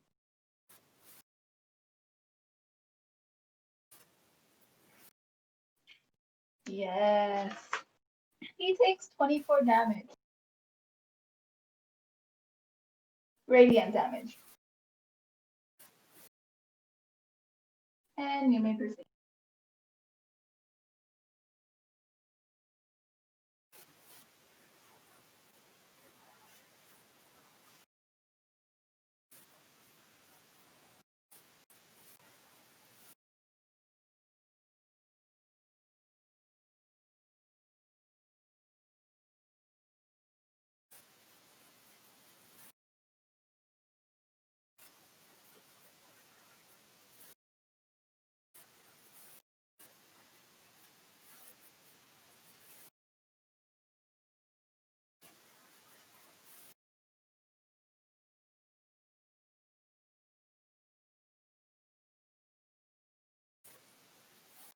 He takes 26.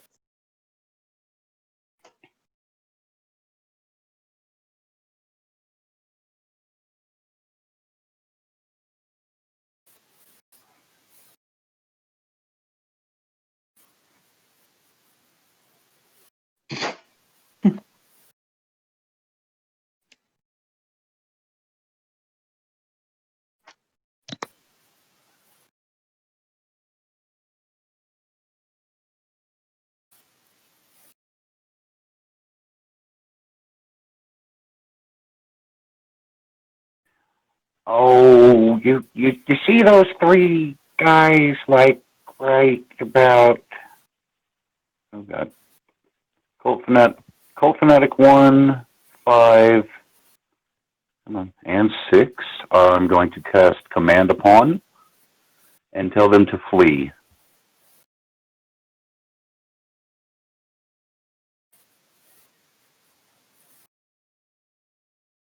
Had to look that up. Wisdom saving throw. Okay, what's your DC? 17. They'll probably fail. So, number 1.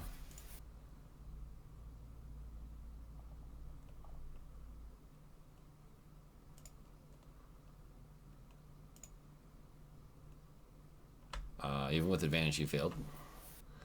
So number 1 failed. All right, get the hot stepping it out of the city. So he will flee on his next turn. And number 5.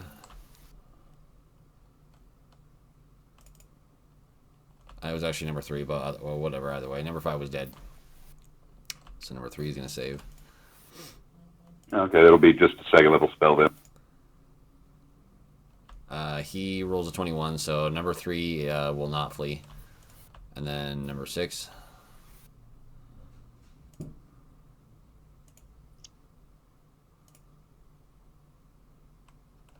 He rolls an 18, so he passes. So only number 1 will flee. Okay. One of them's taking off. That works for me. Now, as the bonus action on my turn, I'm going to command my stones to just drop right on top of what the big boy that they were attacking the last time, the demon boy. Okay. So hold on. That will be 5. That's right. Okay. Hold on. Let me start rolling.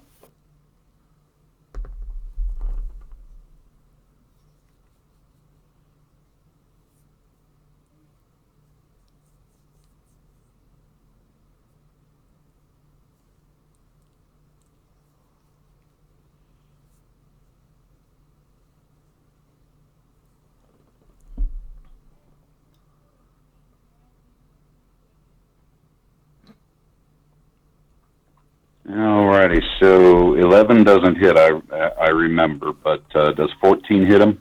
No, 14 will miss. The only one of those that will hit is the 17. I figured as much. Alright, let me get my 2d6. Hold on.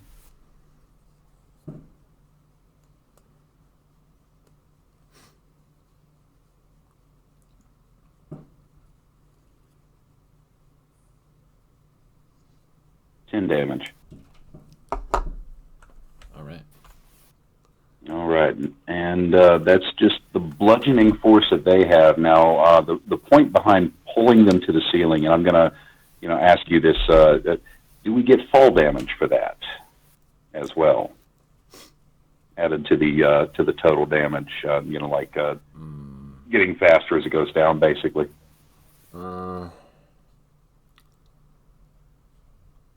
They're only falling maybe, well, if they're up at the ceiling, it's 15 feet from the ceiling right. to the ground. So he's 8 feet tall. Sorry, so not versus one of the cultists, it would have 10 feet to accelerate. But on Victusa, he's 8 feet tall, so it wouldn't have enough room to accelerate to a velocity where it would be deadly.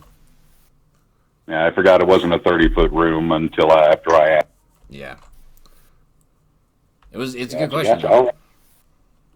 Well, you never know unless you ask. Is a rule is a beautiful rule of thumb. That's right. And I will move, but go ahead and move on to the next person. Okay. So Colfinac number 2, he is going to continue attacking Sharp. Hell yeah! He's going to try and touch your wiener. 17 will miss.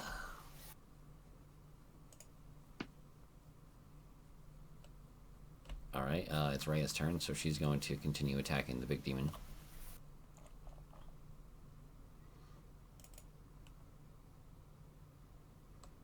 Oh.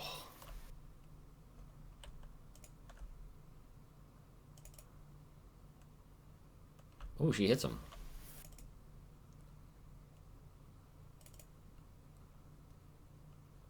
Oh. Alright, then number 4. Number 4 needs to give me a save. Yeah, he would need to make a save. And number 2. Alright, let me roll for both of them.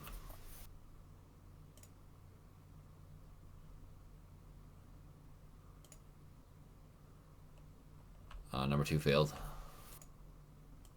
Number 2 is taking 20.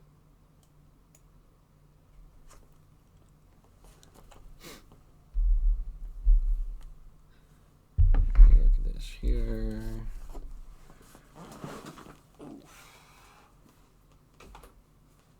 Where is that PHP at?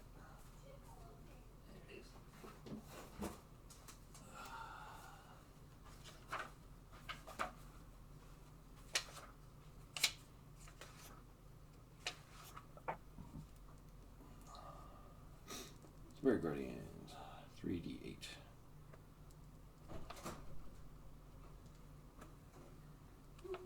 Ooh, yeah, okay. Oh, alright. How much damage did it take? 24. Okay.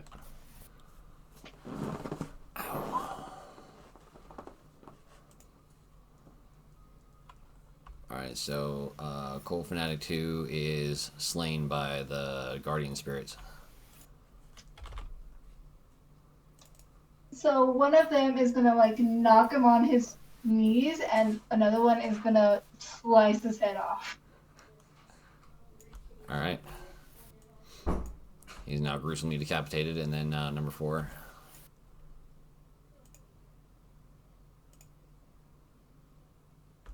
He fails with a 14. He takes 22 damage. Alright.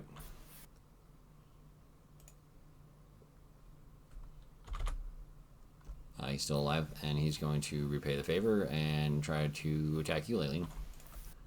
Oh no.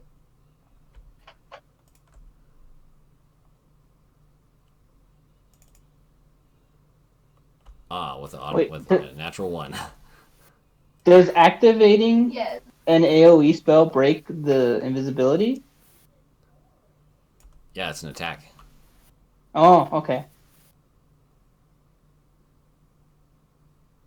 Alright, so number 6 is in the bubble, so we'll need to make a save.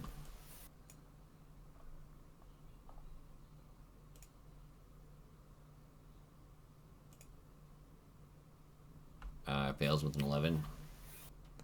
Is gonna be taking 17. Okay.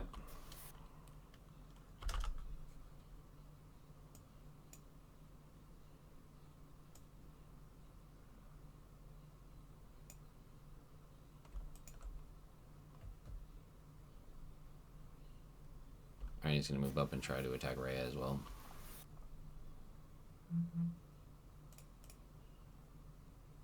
Oh, with a crit.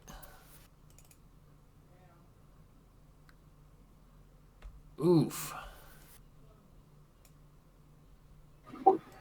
See, she can't hold her own. She just can't.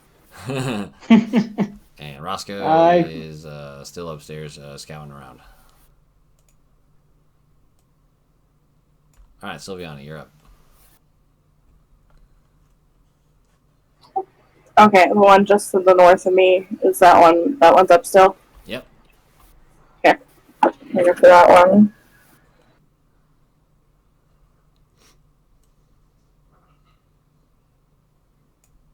That's a 26 to hit. Yep. That's 18 bludgeoning and 9 necrotic. How do you want to do this? I want to pulverize his guts. You just like smash him in his rib cage and it caves in. He's like, and falls over dead. Yeah, like meatloaf. Milo. Yeah. The one to the right of him, that one. Yep. Is that the one that was told to run, or? That is the one that was told to run. Yeah, it hasn't been his turn again yet. And would me attacking him change that? I don't. It would, yeah, because he would take damage, so he would. Be Right, and I would have known that. Right. Well, would Silviana have known that? Probably. I imagine Gorp would have shouted about try to be careful with these guys, or shouted into your ears, I should. Okay. If the knows that. Okay, I want to move 2 squares to the north. And then 2 to the right. Okay.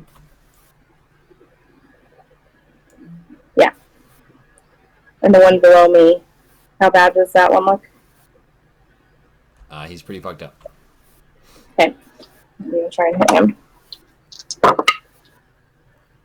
Oh, That's still an 18, though.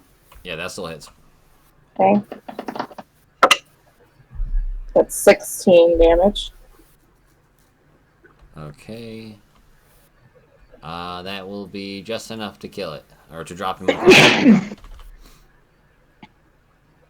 Then can I step on top of his body Okay. and try and go for the main guy? That's who that is, right? Yeah, that's who that is. Okay.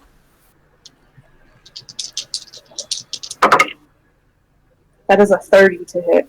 Oh, that'll hit. And that's 16 damage. Okay.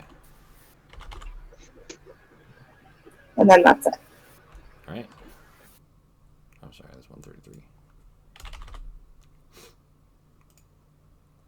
All right, it's his turn, and he's going to, before it's his turn, before the end of your turn, he's going to use his reaction to make a bite attack at you, Silviana. Fine.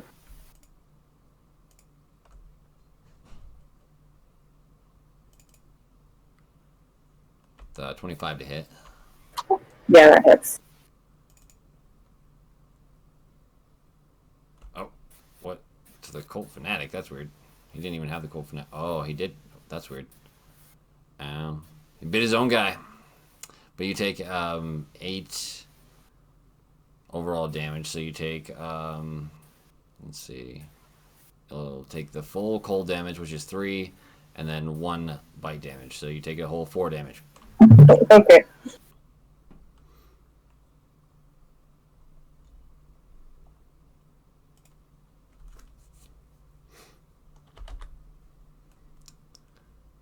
Alright, so then now it's his turn, and he will make a longsword attack against you. Oh, not. Ugh. I need to clear his target. He rolls a 24 to hit, though.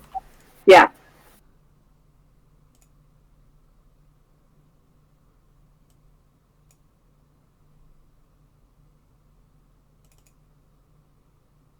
Alright, he does 11 magical slashing, but that gets reduced down to 5.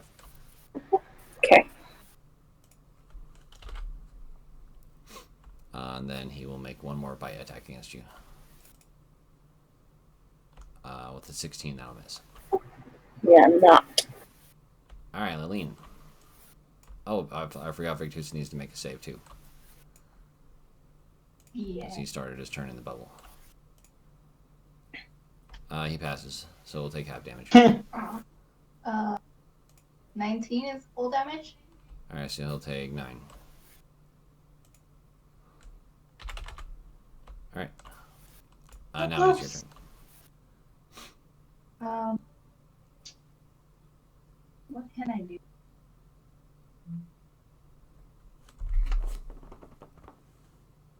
You can activate your wings and fly up so they can't hit you. I mean, you can't do anything now because it's a concentration spell. No, I have a lot of.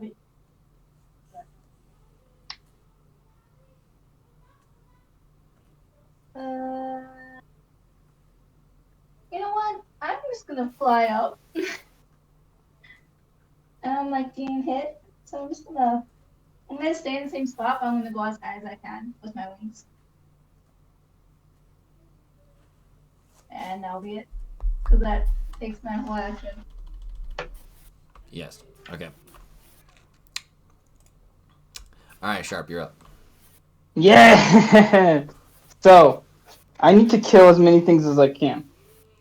So, I'm going to put 2 attacks. Ah, damn.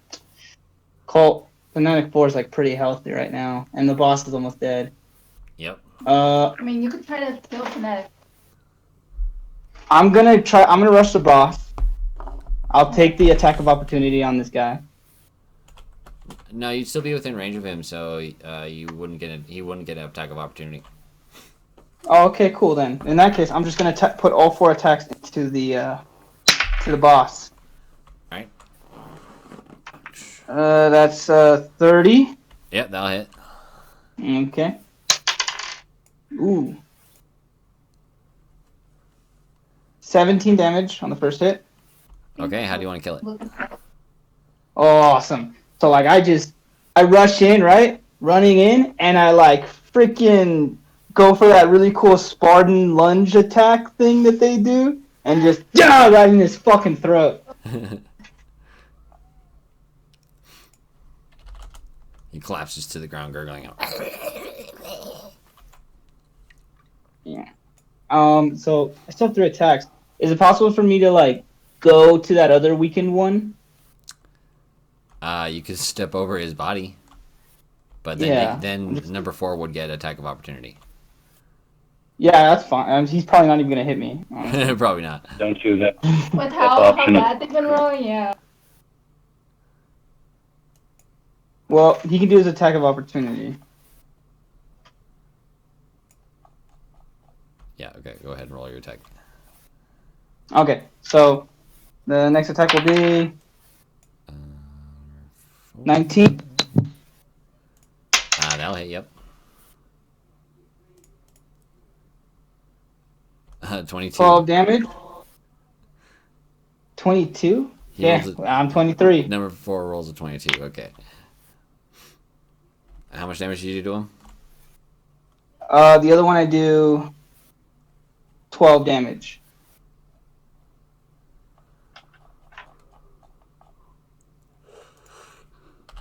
Okay, he's still alive.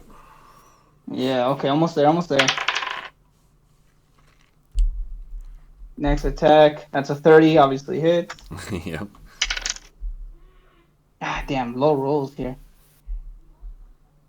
10 damage. Okay, he's still just barely standing. Yeah, I have one more attack. Here we go.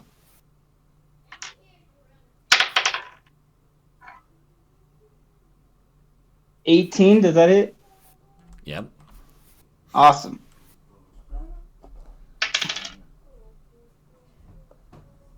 $13. I don't know. All right. That will just be enough to drop it. Awesome. So like you see Shark come in, do the Spartan thing, right in the throat, gets on top of the guy, and then just lunges at this fucking cultist and just starts gnawing in him. So you got his head off, basically. No, I'm not just going for the throat, going for the kill. Okay. And that's the end of my turn.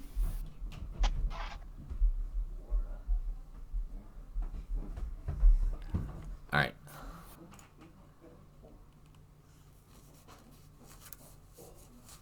It is Lulu's turn again, and she will make her attack against number 4. She's gonna fly over to him and use her tusks to attack him in melee. That's got to be the cutest thing ever.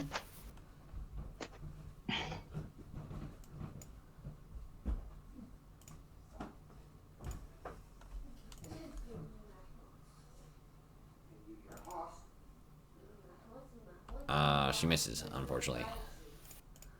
But then she'll attack him again and hit him.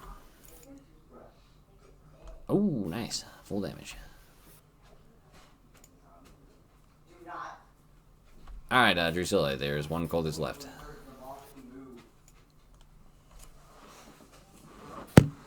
Which cultist is left?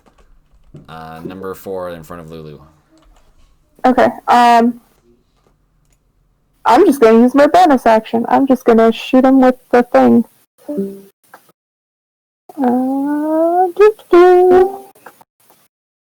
Where are you? There you are.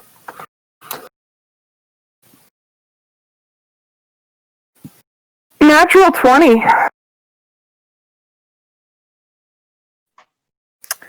So that's a 33 to hit. And it's not 20, so I'm going to double die. Can you guys hear me? Yes. Yeah. Okay. I think Gordon's helping Draven brush his teeth. Yeah. Okay. Aw, that was sadly low. Okay, so that was 20 base, so since it's double the die, it's 40. Alright. 40 radiant. The star mote goes flying into the cultist and it knocks him out cold. Sweet. He just like dies in a flash of light. All right. That is all the enemies. Let's go ahead and take a 5 or 10 minute break so I can get the kids in bed. Okay. Gotcha. Alright. Intermission. Here, give me the headphones so I can charge.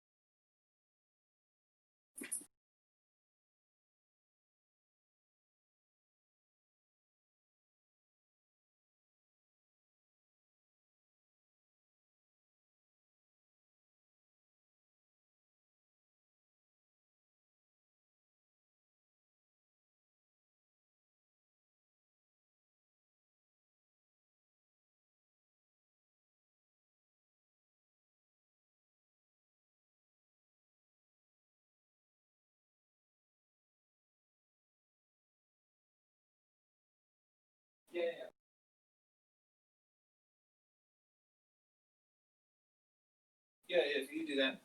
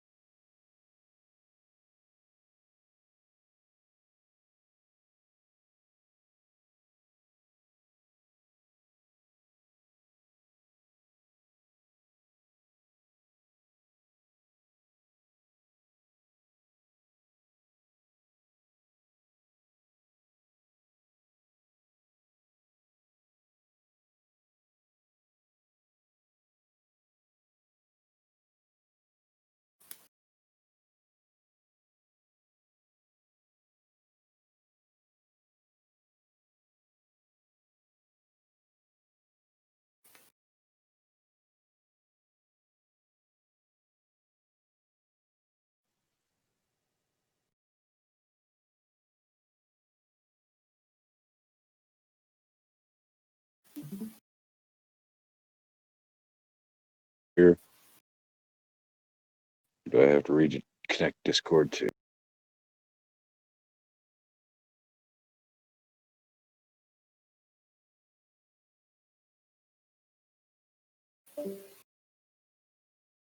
As well.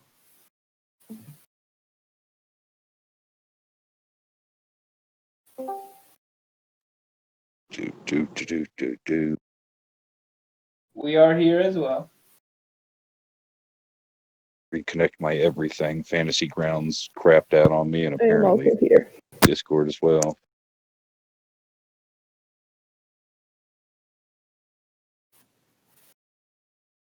Cool. Congrats. I was That's about to say, really- wait. Say what?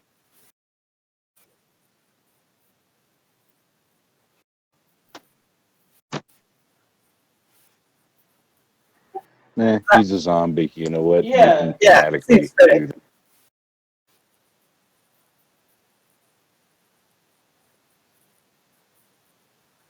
That's awesome. You Yeah, I gotta was send. You about to gotta say, tag. like, that specific human, might have had a curled up leg before he turned. I mean, I guess. Hey, that's pretty much what I was thinking myself. I'm not. Physical deformities from your life would carry over into your zombified form, I would imagine. Mhm. That's true. And I've had a lot of time to think about that playing a necromancer. Oh, wow. Okay. Yep. I want an army of kobold zombies. Can you imagine how fucking creepy? Very.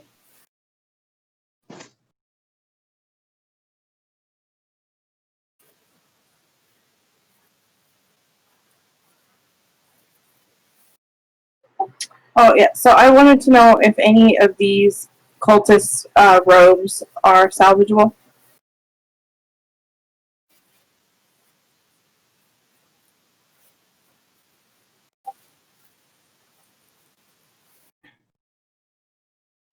Okay, I'd like to take those.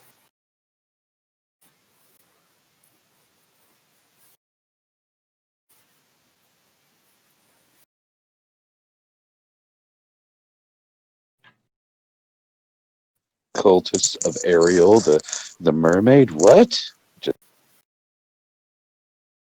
You don't know what kind of shit she's into? See, you know she's a.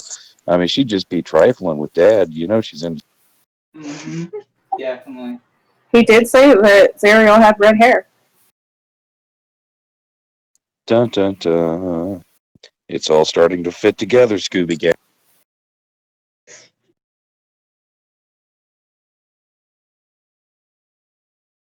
All right, so I guess we want to move in to go talk to Roscoe, see what he found. Agreed. Let him know he missed a pretty good fight. All right, he's gonna be sad. Now, quick question: how do I pull the map back up? I ended up losing connection and had to restart Fantasy. Oh well, I guess that would do it. Just like that. Alternatively, you can go to your character sheet, it's like up in the top left or whatever, and you can right-click on the portrait, your picture, on the top right of your character sheet. That's your token, and it will take you to the last map that your token was on.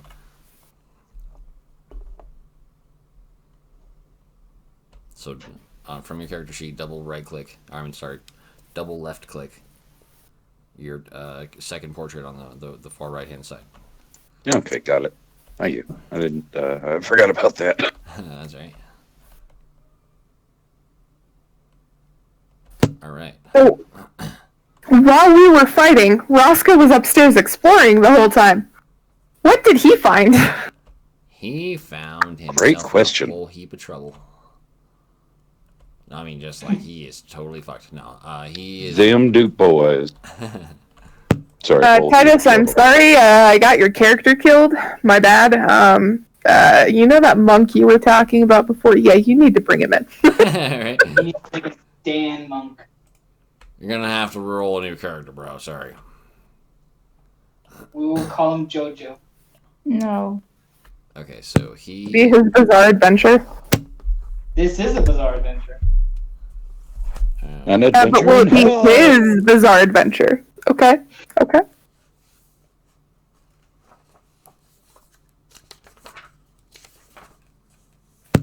We really need a Dio. We need a Dio. It was me, Dio, the whole time. You know, I actually wouldn't go to physically talk to him. I forgot we have. Sorry, I just took a hit. I had to remember how to breathe. I wouldn't actually go physically talk to him because we have the earrings.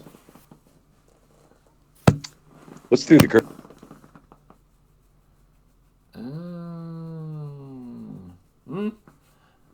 All right, this is normally a sanctified place, so because your magic isn't of an evil nature, we'll say that it could work in the cathedral itself.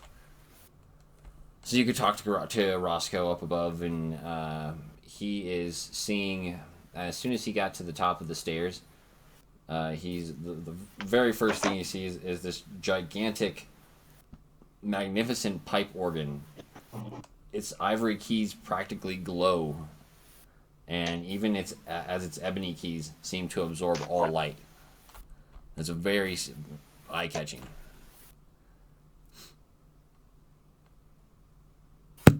Roscoe we're talking about, he goes and touches one of the keys. Drusilla wouldn't. Roscoe would. Roscoe walks up and touches one of the keys. Very daintily. Just one of the keys, or is he going to try to, play a song? He's gonna touch one for now, see what happens, and then he's gonna play a song. Alright, so you guys down below. Foghorn alerts everybody. Yeah, you guys hear a hellish tune, or and it just reverberates around. And then give me a performance check from Roscoe. Abso-fucking-lutely. Hold on. I think Titus would totally play a song. Oh, he totally would. That's why I had to do this. I'm picturing him cracking his knuckles and throwing his cape out like it's his. Dang it. He is average as hell. A perfect 10. Okay.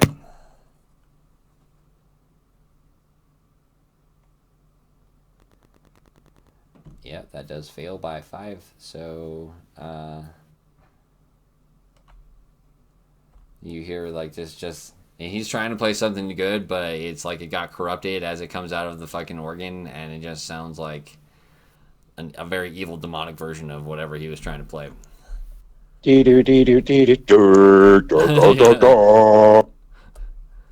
And you feel a bad feeling in the pit of your stomach. And he eventually hits the crescendo, and it's the brown note. That's exactly where my head went to. Yeah. I'm sorry, that's just where my head went. He didn't really do that. But you Be cooler if you did. basically just you have a very bad feeling in the pit of your stomach after he plays that. But nothing else visible seems to happen. Okay. I'm going to go upstairs as Drusilla. And I'm going to ask him to show me, show her to be like, okay, ask him to stop first off.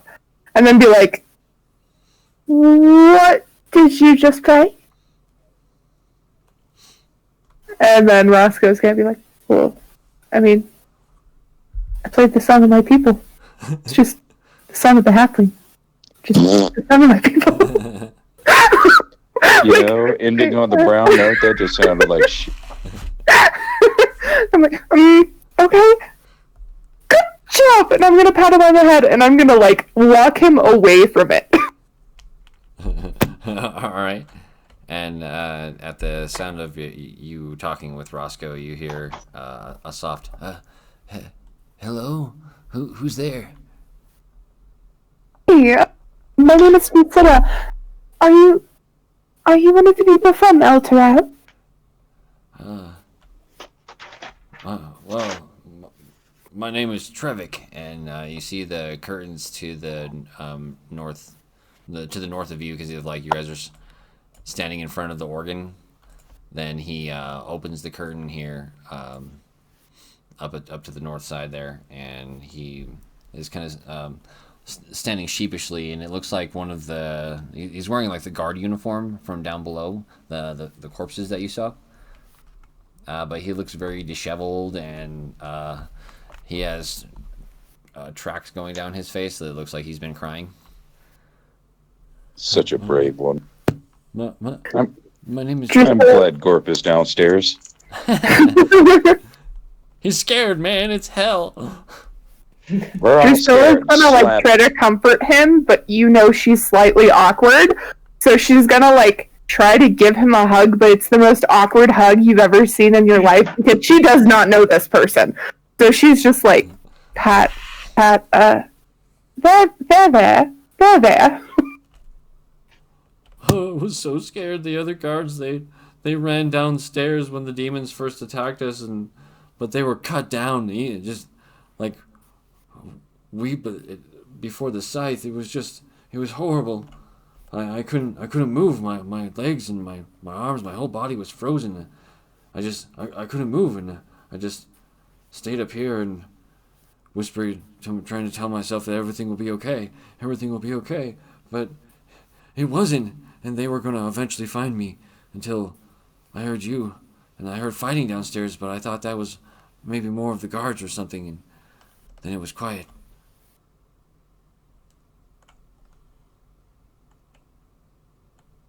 Took care of them for you. They won't be back to bother you. But there will be more. There's always more demons. He seems like he's on the verge of panicking. It's okay.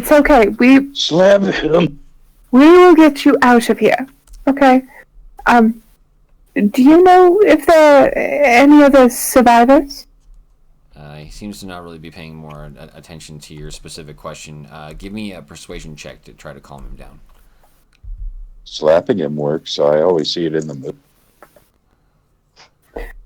Yeah, I might. That's gonna be a 24. Oh yeah, definitely. You have the very soothing motherly nature, so he's like, oh. So I am pregnant. I should be motherly. He's like, oh, thank you so much. Do you know if there are any other survivors? Well, most of the survivors are down below, in the underneath the Temple of Torm. They've been. Can you show us? Yes, I can. We must get everyone out of here, or at least as many of us as left. We can mostly take care of ourselves, but this place has been overrun. We need to find a new base of operations. The High Priestess, she should know. And if you'll allow me, and he seems to have regained his composure, and he's like, if you'll allow me, I will assist you in fighting these devils. Mm-hmm. Drusilla kind of nods and goes, okay. Can you show us the people? And you can tell just by the look on her face, she's just pleasing him and saying yes, but that bitch ran the first time. He gonna run again. She does not trust him. Probably a wise idea. That's where command comes in, eh? Yeah, right. All right, so he kind of shakily follows you guys, you and Roscoe. So other than the pipe organ up here, that you're on a balcony, so you can look down and see the main part of the cathedral down below you, and where the demon was at and shit, and where the rest of the party is kind of at now. Maybe watching up above and seeing you guys, if you go to the balcony itself. So I'm not gonna do that because I'm just gonna touch my earring and go. So found someone, survivor. God, he's said he knows where the others are and will show us so that we can get them the fuck out of here. Is he a little bitch? Totally. An absolute little bitch. He ran. Just ran the moment that he saw others die. I get it. He wanted to save his own life, but at the same time, all he's done since his cry, it looks like. So, yes. Quick question. Do an investigation check on him, see if he peed his pants. Oh my god, yes. Can I see if he's peed his pants? Give me a perception check.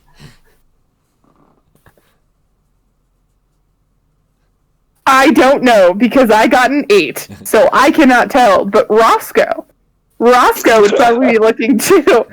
And Roscoe didn't do much better than me at an 11. You're not really sure, because his pants are very dirty and stained, but it is very possible that he may have soiled himself while he was up here. It was the brown note. Damn it, Roscoe. Told you, you're playing. Oh, you scared him with that brown note. He just, gave you a brown note in return. All right. So there's nothing really more of note up here. So you guys will return back down to the ground floor with the rest of the party.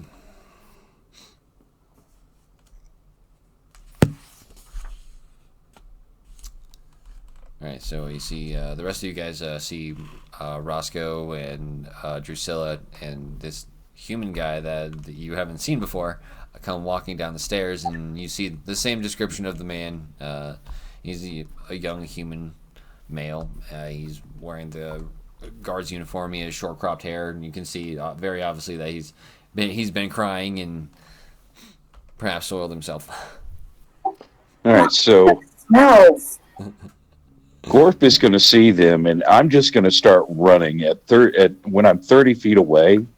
I'm going to jump, and I'm going to land right square in front of him and go, "Hi!" with that giant, mouthy, toothy grin of mine, and just smile at him. Now, remember, It's a monster! Is this brown note number 2? Yeah, he's definitely shitting himself now. So that happens, right? And since Sharp follows Gorp, right behind him is the big fucking lizard man. I'm There's more picturing the maw demons. just coming over the corner of his... Run, Drusilla, run! There's more demons. They're my friends. Okay, so after all that fun that I had, I go back to the curtains. I'm deathly curious what's back. All right. Gorp can't contain himself. He has to know. Yeah, I'm gonna go to the curtains as well. I just love seeing his little square. All right, so you go to the curtains and then you part them, and looking inside, you see someone An waiting. old man standing behind, pulling knobs and turning wheels. Oh, I'm sorry. You see someone who's waiting on the other side and pokes you in the eye. Oop. That's what Is you this a get. glory hole? He That's must what have you been a get for being very nosy. short person. All right, so on the other side of the curtains, you see a very prominent and enormous altar rests on a raised dais in this broad hallway, made of beautifully polished teak wood. It takes the shape of a gauntleted hand clenched into a fist. A large lever stands next to the altar, suggesting that it has some sort of mechanical function to it.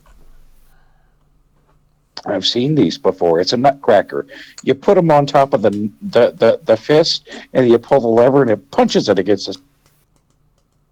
Here, check it out. I pull the lever after placing a chicken on top of the fist. All right.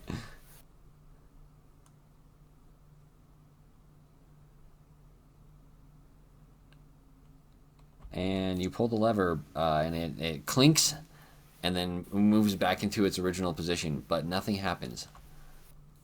Oh, You damn. broke it. Oh, it was already broken. It was No, the brown note broke it. Watch, guys. It was because we played the orchestra. Or the organ. Why did I say orchestra? What the fuck is wrong with me? So yeah, I would actually, I very much would like to say a quick few words to Mr. Torm, and I will very much be calling him Mr. Torm as I talk to him, and ask for guidance in helping these poor lost souls that we're trying to find. Okay, give me a religion check, please.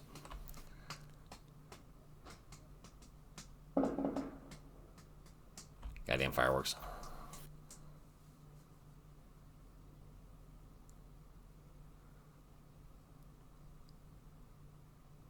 Oof.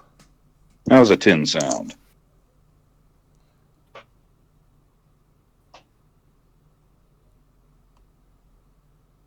All right, so you feel pretty confident that Torm heard your prayer and is like, yeah, that's cool. But nothing physical happens to you.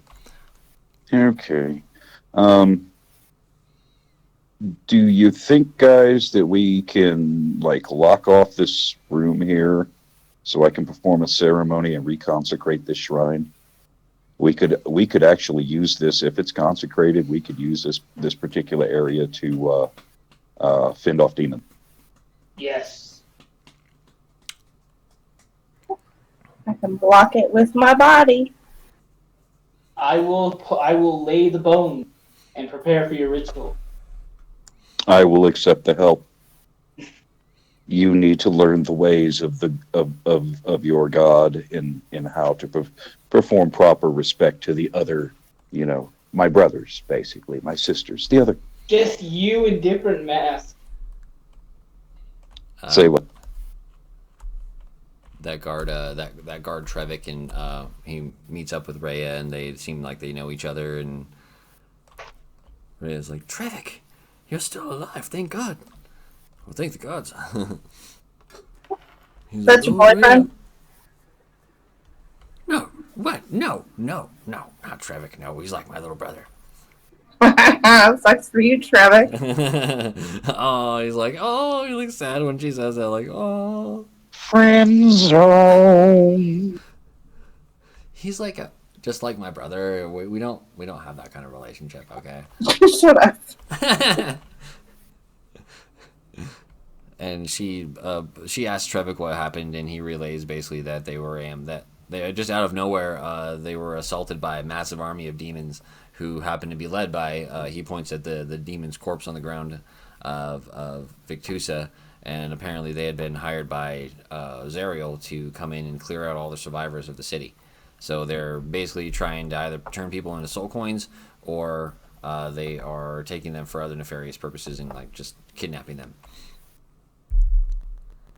And that you can see the remains of a lot of guards, and that there was a sizable number of survivors underneath or in the chapel itself, but they have either been taken or are hiding down below. Given that Trevik didn't really leave the balcony where he was up, where Drusilla found him, he doesn't really know a whole lot more than that. What does down below mean? Like, is there another level? Yeah, so he's basically saying that there is a secret entrance that he is gonna show you, since you guys were nice to him and helped him. Oh. He'll show you how to activate the altar itself, and he's walking along and talking with Rhea, and kind of being a little bit quiet. And as I'll just use her token. They approach the altar in the days where Gorp was. Or Gorp still is. And Trevik reaches onto the altar itself and pulls aside a covering, essentially. That he just slides it down.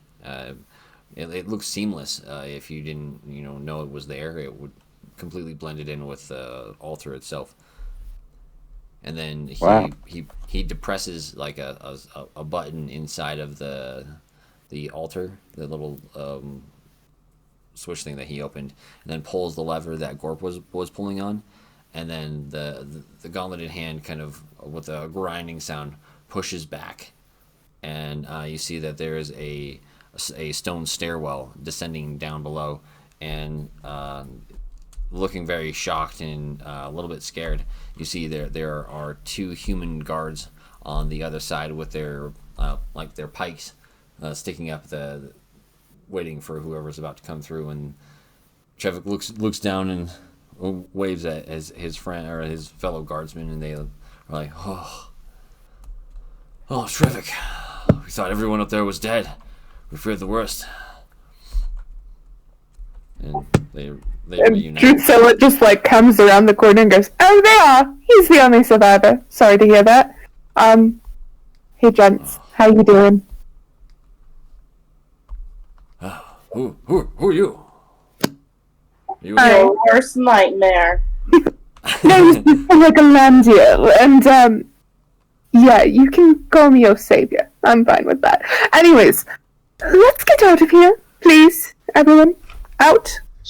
Wait. I'm sorry. There's only room for one savior on this party. Thank you. You're the god.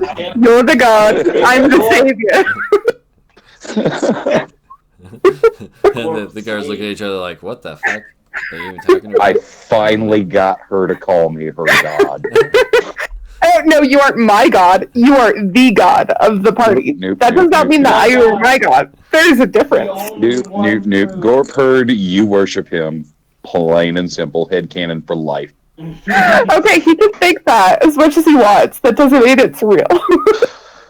Hey, as a god, I get power That's from like your I can worship, think whether that you I want me to am know it or- dating. I can think that I am dating Robert Pattinson all I want, but that doesn't mean that Robert Pattinson and I are actually dating. That doesn't happen. Fair enough, but your worship still flows to me and empowers me. Watch, and I cast a cantrip. Ooh, I can do that too, and I cast another one. And then I press to digitize you because you're dirty again. Thank you.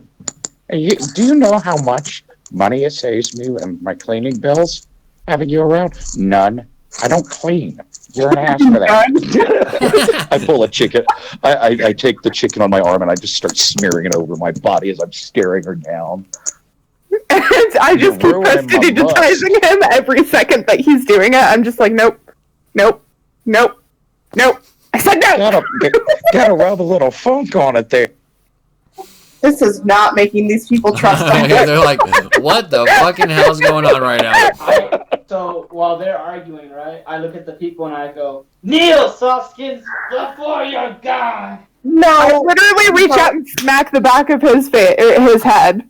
Like, instantly stop fighting with Gorp. Just look over at Sharp and smack the back of his head and go, "Stop it! Stop it! Just They don't know stop I'm their it!" god yet. They don't know it yet.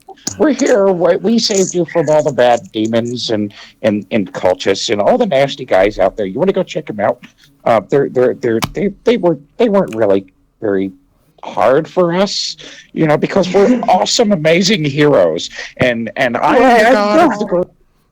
I still have 4 motes just like twirling around my head this entire time too, so I probably look really weird.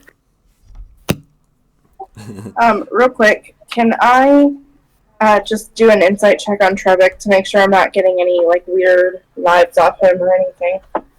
Sure. And while you're doing that, you see out of the darkness from the north, the curtains part, and you see another disheveled-looking human man standing there wearing dirtied common robes that usually look like they're supposed to be brown, but they're stained with blood.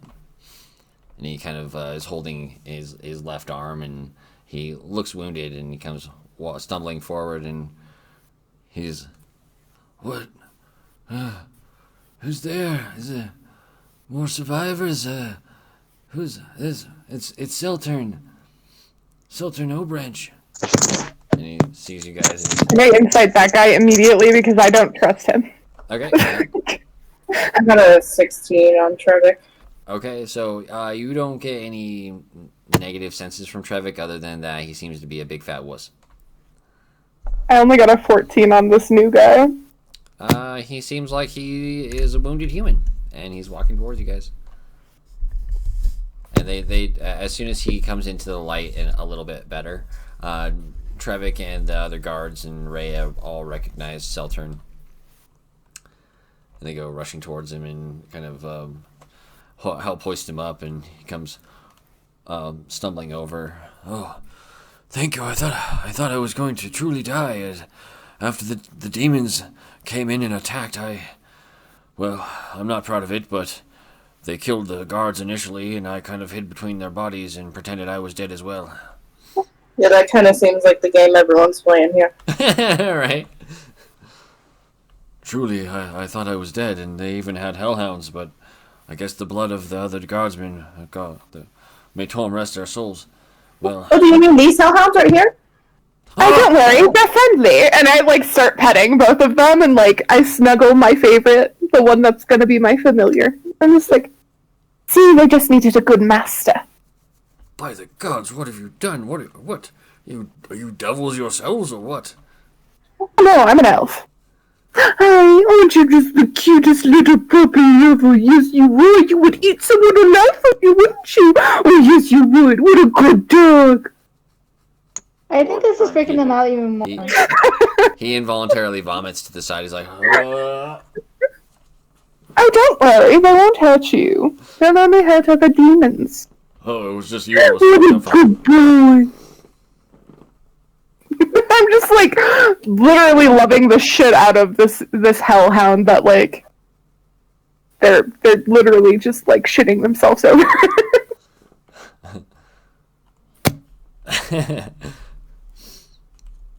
Well, down below is where the rest of the survivors are at in the catacombs.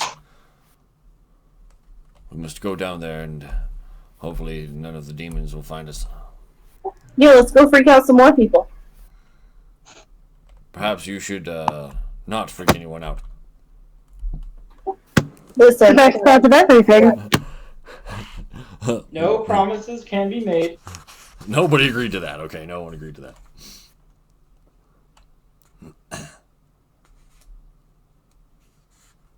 Let's see. Where do you come down at? let's go down then.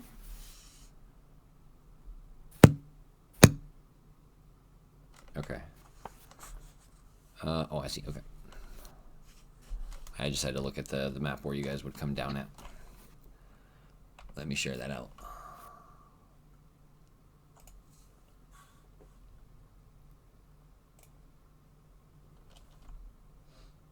Oh, neat.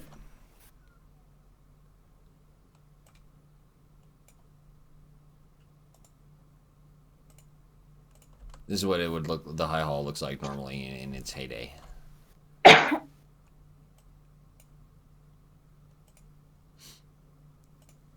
I'm ready to play hide and seek. What about you? This is what it looks like now.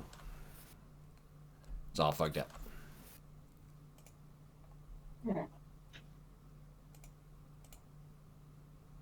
I should have used this one.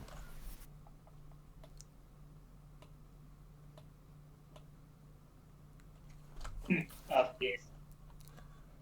That's what the altar really looks like. Oh, okay, so that's the level we're on before we go down the Yeah, stairs. this is like where you're at right here before you go down. And Seltern came from up north. So my question being the ceremony spell that I cast at work, yes. So basically, the doorway is consecrated ground. Yeah, and actually the altar itself, you can feel that the altar is still holy. It has not been desecrated, so it is still sacred. Nice. So basically, I kind of walk. You just like reaffirmed it. Alright, let me set down grids here. Oh, that's not what I wanted to do.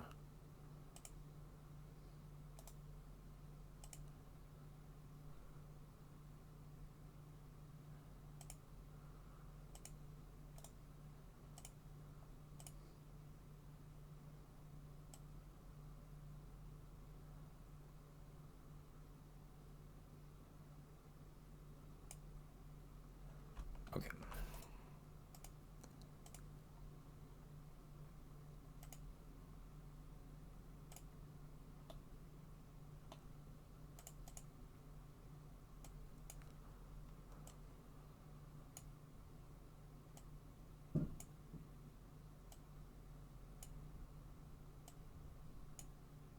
So you guys come out into this, the end of the stairwell.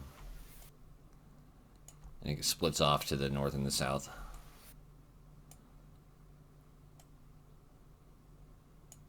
And as you go down the stairs, Trevik goes back to the altar and flips a switch on this side of it, and the altar grinds back to a closed position, and you can hear a lock again. Arcane lock sounds like a great idea right there.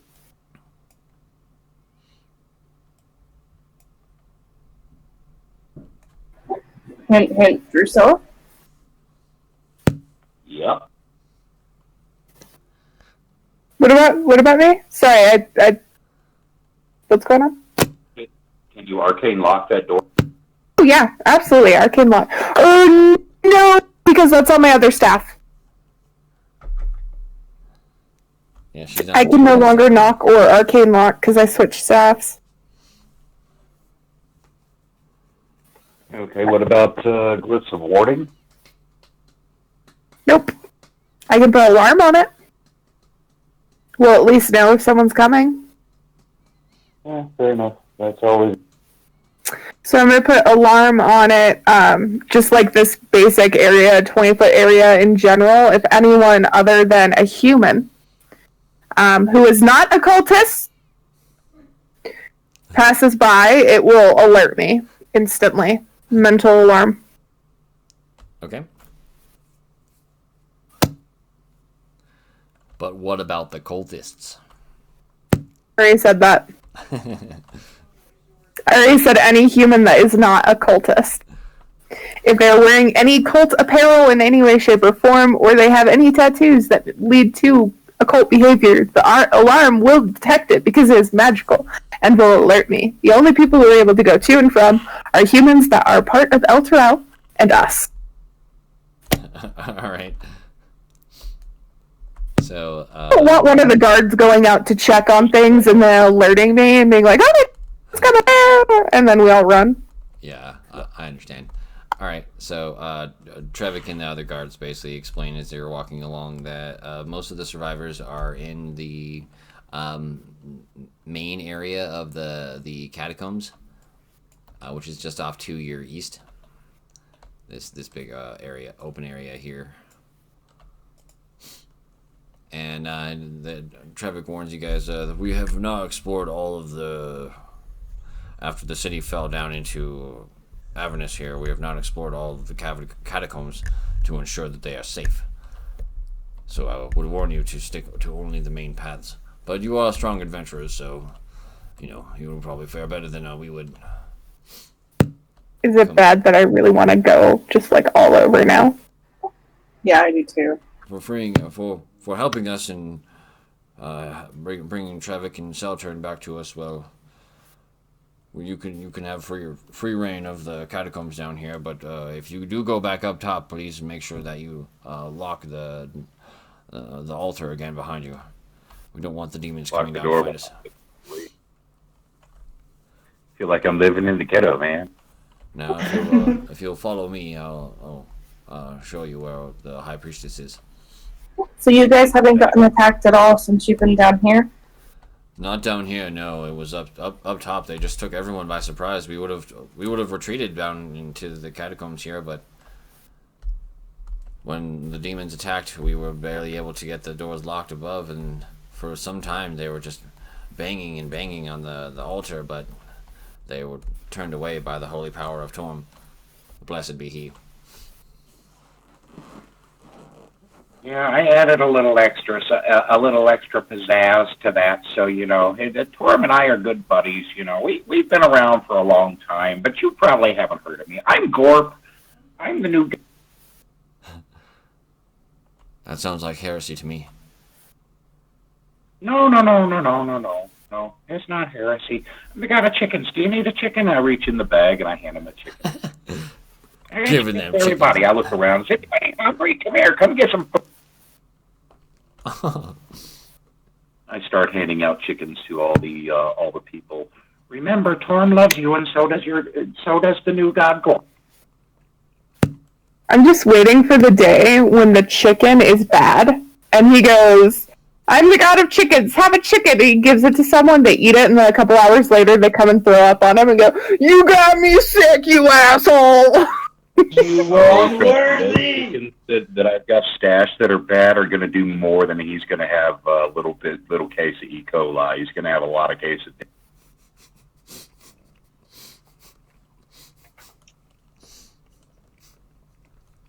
He's gonna get like full on botulism from your chicken.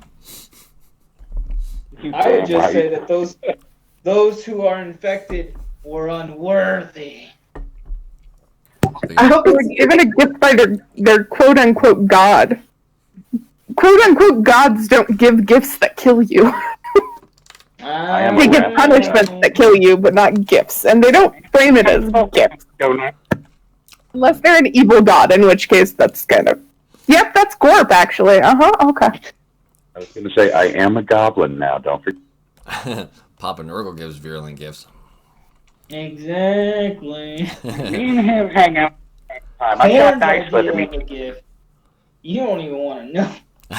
Right. So as you guys are following, I'm assuming that you guys are going to follow Trevik, at least initially. Yep. Okay, so as you're following him, and he shows you off to the right-hand side. He's like, "That is the tomb of the unknown hero. Some time ago, we don't really know how long, years before the companion appeared up in the sky above El Torel, a young red dragon made life miserable for the residents of our city. It ate our livestock, burned our crops, and demanded tribute, and kept shouting things like Trogdor, burninating the countryside. It was terrible. Then, one day, a scruffy-looking, unarmored woman wielding a greatsword marched up to the dragon and hacked at the beast with mighty swings. And before the stunned creature could fly away, she slew it dead. A startled and overwhelmed populace rushed toward the woman to thank and reward her for her bravery. As they approached, however, she fell down dead. The unknown woman was laid to rest in this special place in the cathedral, and her body has never decomposed. Her non-magical greatsword was placed at her side. We've heard rumors suggest that she was an incarnation of Torm, or that Torm's essence filled the woman and inspired her to defeat the threat, but when it left her, she was too weak to carry on. And anyway, that's all speculation and rumor. No one really knows why she died, or if even that story was true. But we honor it as if it were. Well, you know, I really want Gorp to, reanimate the body right now. Mm-hmm. If I do that, I can't do what I was going to do. So I'll have to do that afterwards. But I point, she's down this way. I've got to see this. The body's never decomposed. Show it to me. This is an amazing feat of religious sausage. Yeah, I think I'm more interested in that. I really actually want to see him, just bring it back to life and be like, "See, she's not dead. What are you talking about? She's been alive the whole time." Freak them out even more than your hellhound. I'm going to be quite that creepy, but this is about to get a little... So he shows you where she's at, but don't touch her body or anything. Don't desecrate her. She is very precious to us.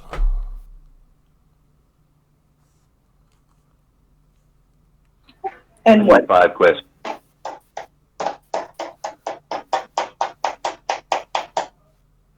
Obviously, numbers 1 and 2 are going to be what's your name and how did you die? But I need 3 more questions because I'm going to cast Speak with the Dead on it. Were you actually imbued with the power of Thorm? Why did you attack the dragon? And I could do without that particular one. I mean, let's face it, self-preservation, I would imagine, would be it. But what was the first one that you said? Were you imbued with the power of Thorm? Maybe something about why her body never decomposed. I say we ask her if her big toe tastes the same as her small toe. No. Wouldn't know the answer to that one, Sharp. That's a very... She's never eaten her own toes. Have you eaten your own toes? Yes. You had known who was going to say yes. No, those were toes that you put on someone else. Yes, he did. It is very important for you Soskins to know which toe is tastier, so that when you will eventually get conquered by the lizard folk, you know how to bargain. Just What if the lizard folk to be able to conquer us? They'd have to first be able to breed to an extent where they had enough lizard folk and didn't die at a young age. Right. We're good. Number 5 and Did you have any family that you left behind? we could trace that through the name, though. Oh. I'm just trying to come up with a 5th question because we don't really have one that we care about. So. Oh, okay, fair enough. Yeah. All right, so I'm going to go ahead and I want someone to distract the priest guy as I say I'm going to, show my. I'm going to pray over her corpse. Sharp, it's your time. Ray, Somebody I move over to the priest. distract the other guys that are around and pull them away from me, please.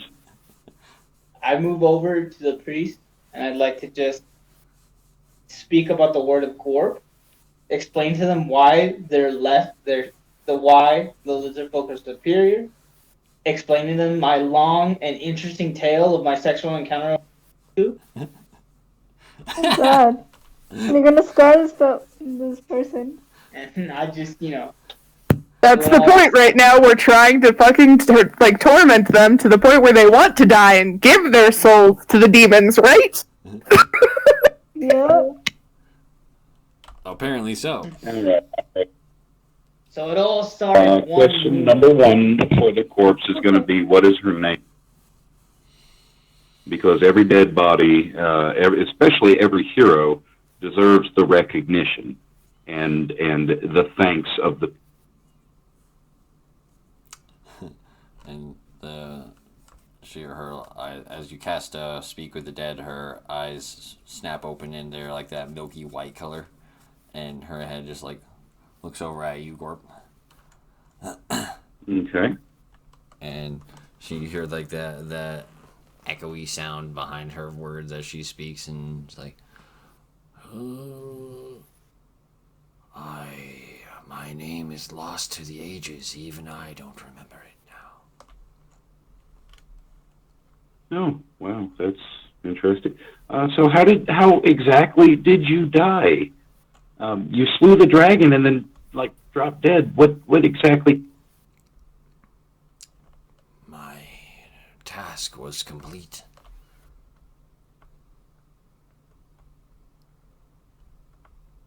You just figured out what your 5th question is.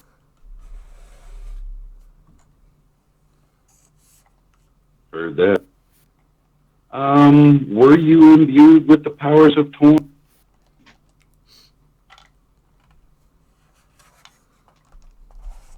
Torm guides all of his followers.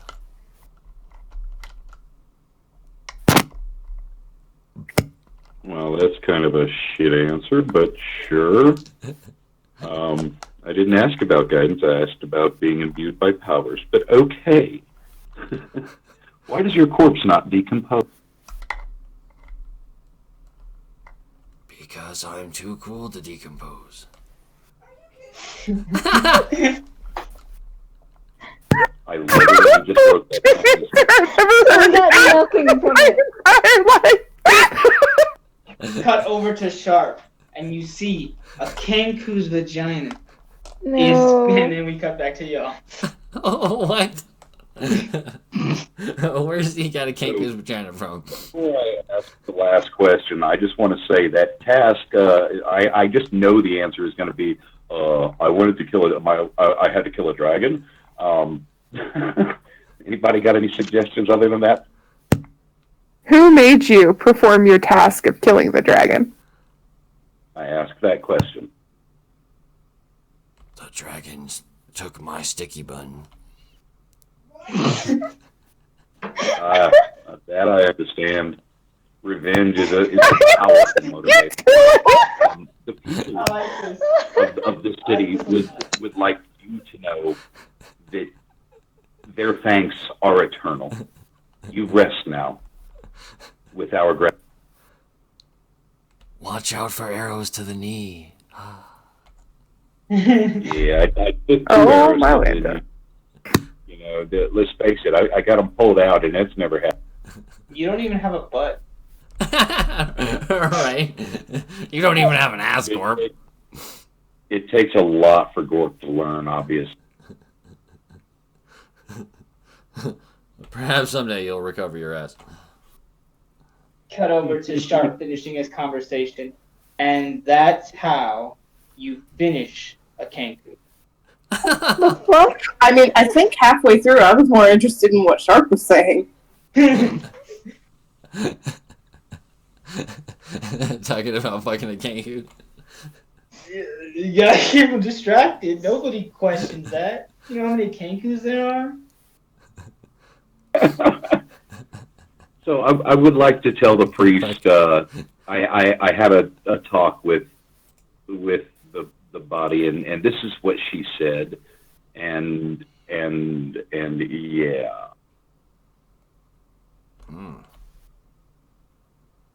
Must have been something down here that allowed you to speak with her, or perhaps Torm willed it.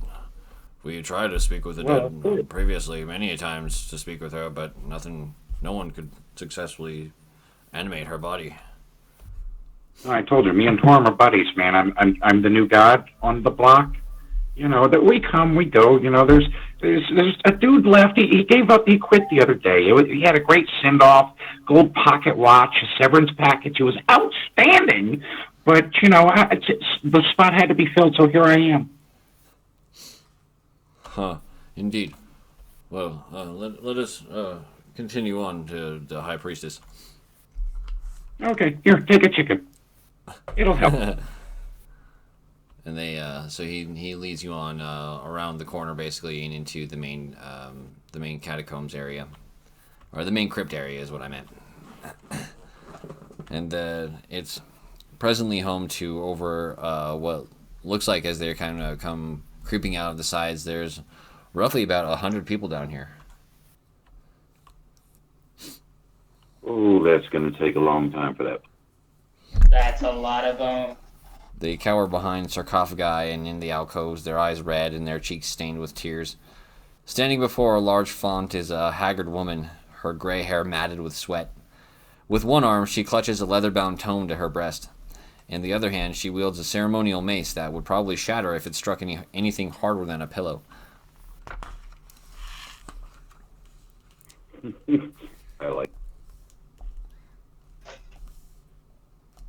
I guess Gorp would like to walk up to her and ask her about the population. You know, like how's it made up? Fighting-age men and boys, children and women and old people. You know, just give me the demographics, and because I've got a decision I've got to make. And she looks up as the whole party kind of comes trooping in, and you just basically approach her and just start talking to her as if you already know her, and she's like kind of.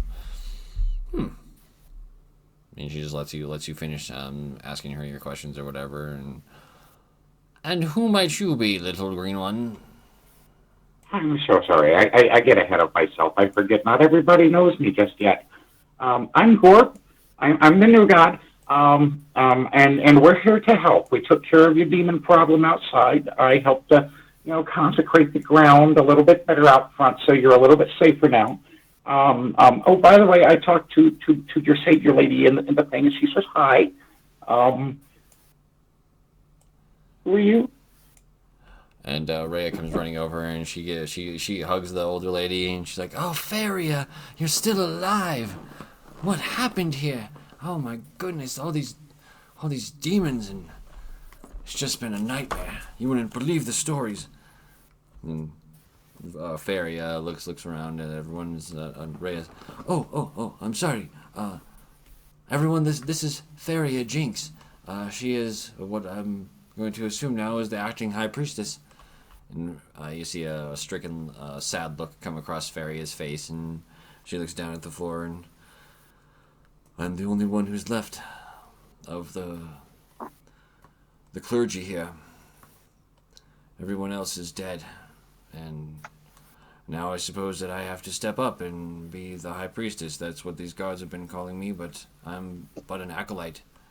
I don't have the experience to be a high priestess. None of this should have happened. What is even going on? Why are we down here?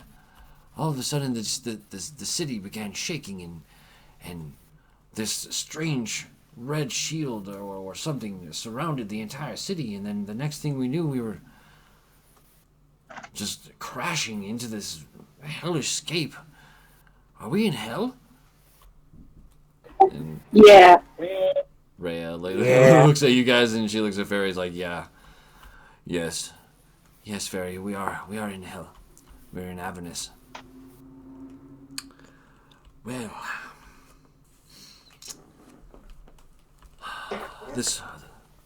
the companion, it went dark, and then we knew something was bad was happening. But this, a whole city condemned. I mean, is it just the city? Was it the entire world? Just a city. Oh, goodness. And then There's a big hole to be in favor.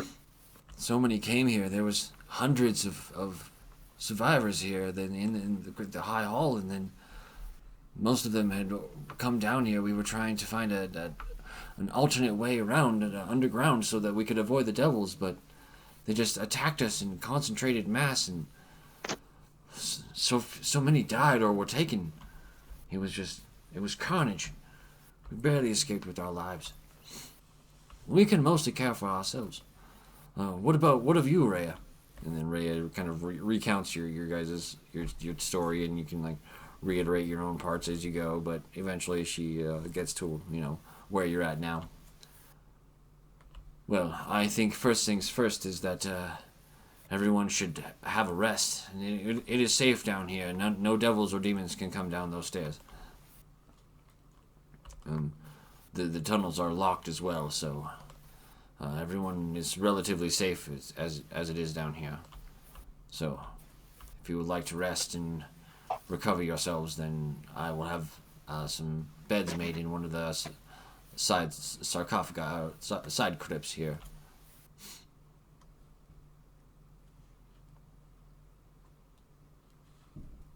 Yeah. That sounds good. But first, I've got something I got to talk. I need her to gather up any mothers and children that actually belong to them. I need a total of 7, I want. Why? Make that 8. So I can, all of us hold hands and sing Kumbaya, and I take their asses back to Earth. Or out of hell, anyway. I'll be back in a couple hours. Okay, so I think we're going to go ahead and call our game here tonight, where you guys are down here. You can take a long rest, so we'll do that. Anything that you want to do in that bit of downtime, anything that you could do, like craft an item or study like your dwarf manual, Silviana. Yeah, I'm sort of curious though how are you getting back to Earth and then back here? Don't we have access to the box still? Oh, dude, I don't know how it works. Out. I have a fork tuned. I could actually tune a fork to this plane while I'm here, and I can start using my 1/7 level slot every hour. I can go over, drop the people off, wait an hour to get my spell slot back, come back, do it again, and just keep repeating that in groups of 8. Oh, okay. That's gonna take a long time. That it will. But you know what? Let's get the helpless is what I'm thinking. If it's possible to plane shift out of here, my thought is to try to get the helpless out of here first and leave the fighting age people and the able, the usable, basically. It's possible now that you're down here and you can create the tuning fork, so you could tune it to the plane after you basically Zariel shut down just open teleportation, but if you have a tuned fork to the plane, then you can still teleport here. Oh, so that idea actually is going to work. Yeah, actually, it would in this I case. fully expected it to be blocked. Okay, so yeah, perfect. I'll go ahead and tune a fort to this plane. I've got one tuned to my home plane, and I can just we can try to shuttle people back and forth. Do you have plane shift as a spell by any chance? If I attune my other whatchamacallit, my other staff, but I don't think I have. Hey, you could recharge it for me. I just thought about this. We have another caster on our team. If I have the thing and you attack me with the spell, I can eat the spell. Oh, and I'll easily regain done. charges. Oh, fuck yeah. Why don't we just do that? I don't use magic that much. I can do it. I do have some small level spells. Yeah, but the thing is, my AC goes down by 2 whenever I attune myself to it. So that's the reason I have the other one attuned right now, is because my AC is actually a really good 21. That's a really good play with that staff. I mean, thematically speaking, bloody brilliant. Mm-hmm.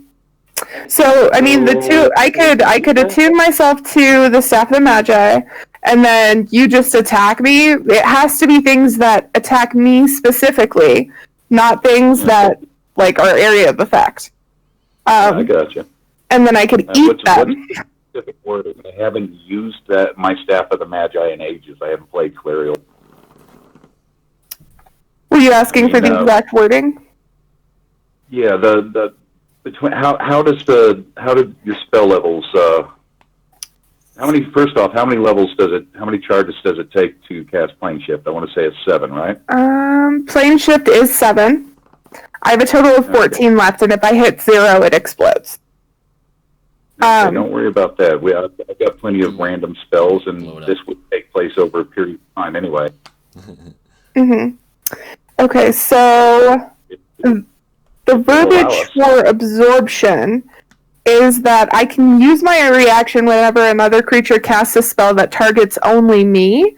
If I do, the spell absorbs the magic of the spell, canceling its effect and gaining a number of charges equal to the absorbed spell's level. So in other words, it doesn't necessarily have to be an attack. It can just be a spell targeting you. So I could, like, haste. And I just... 3. Exactly. Okay. I'm just trying to rewrap my head around how to play with that staff. Like I said, it's been ages. Mm-hmm. It's really fun, and I never using it quite that way.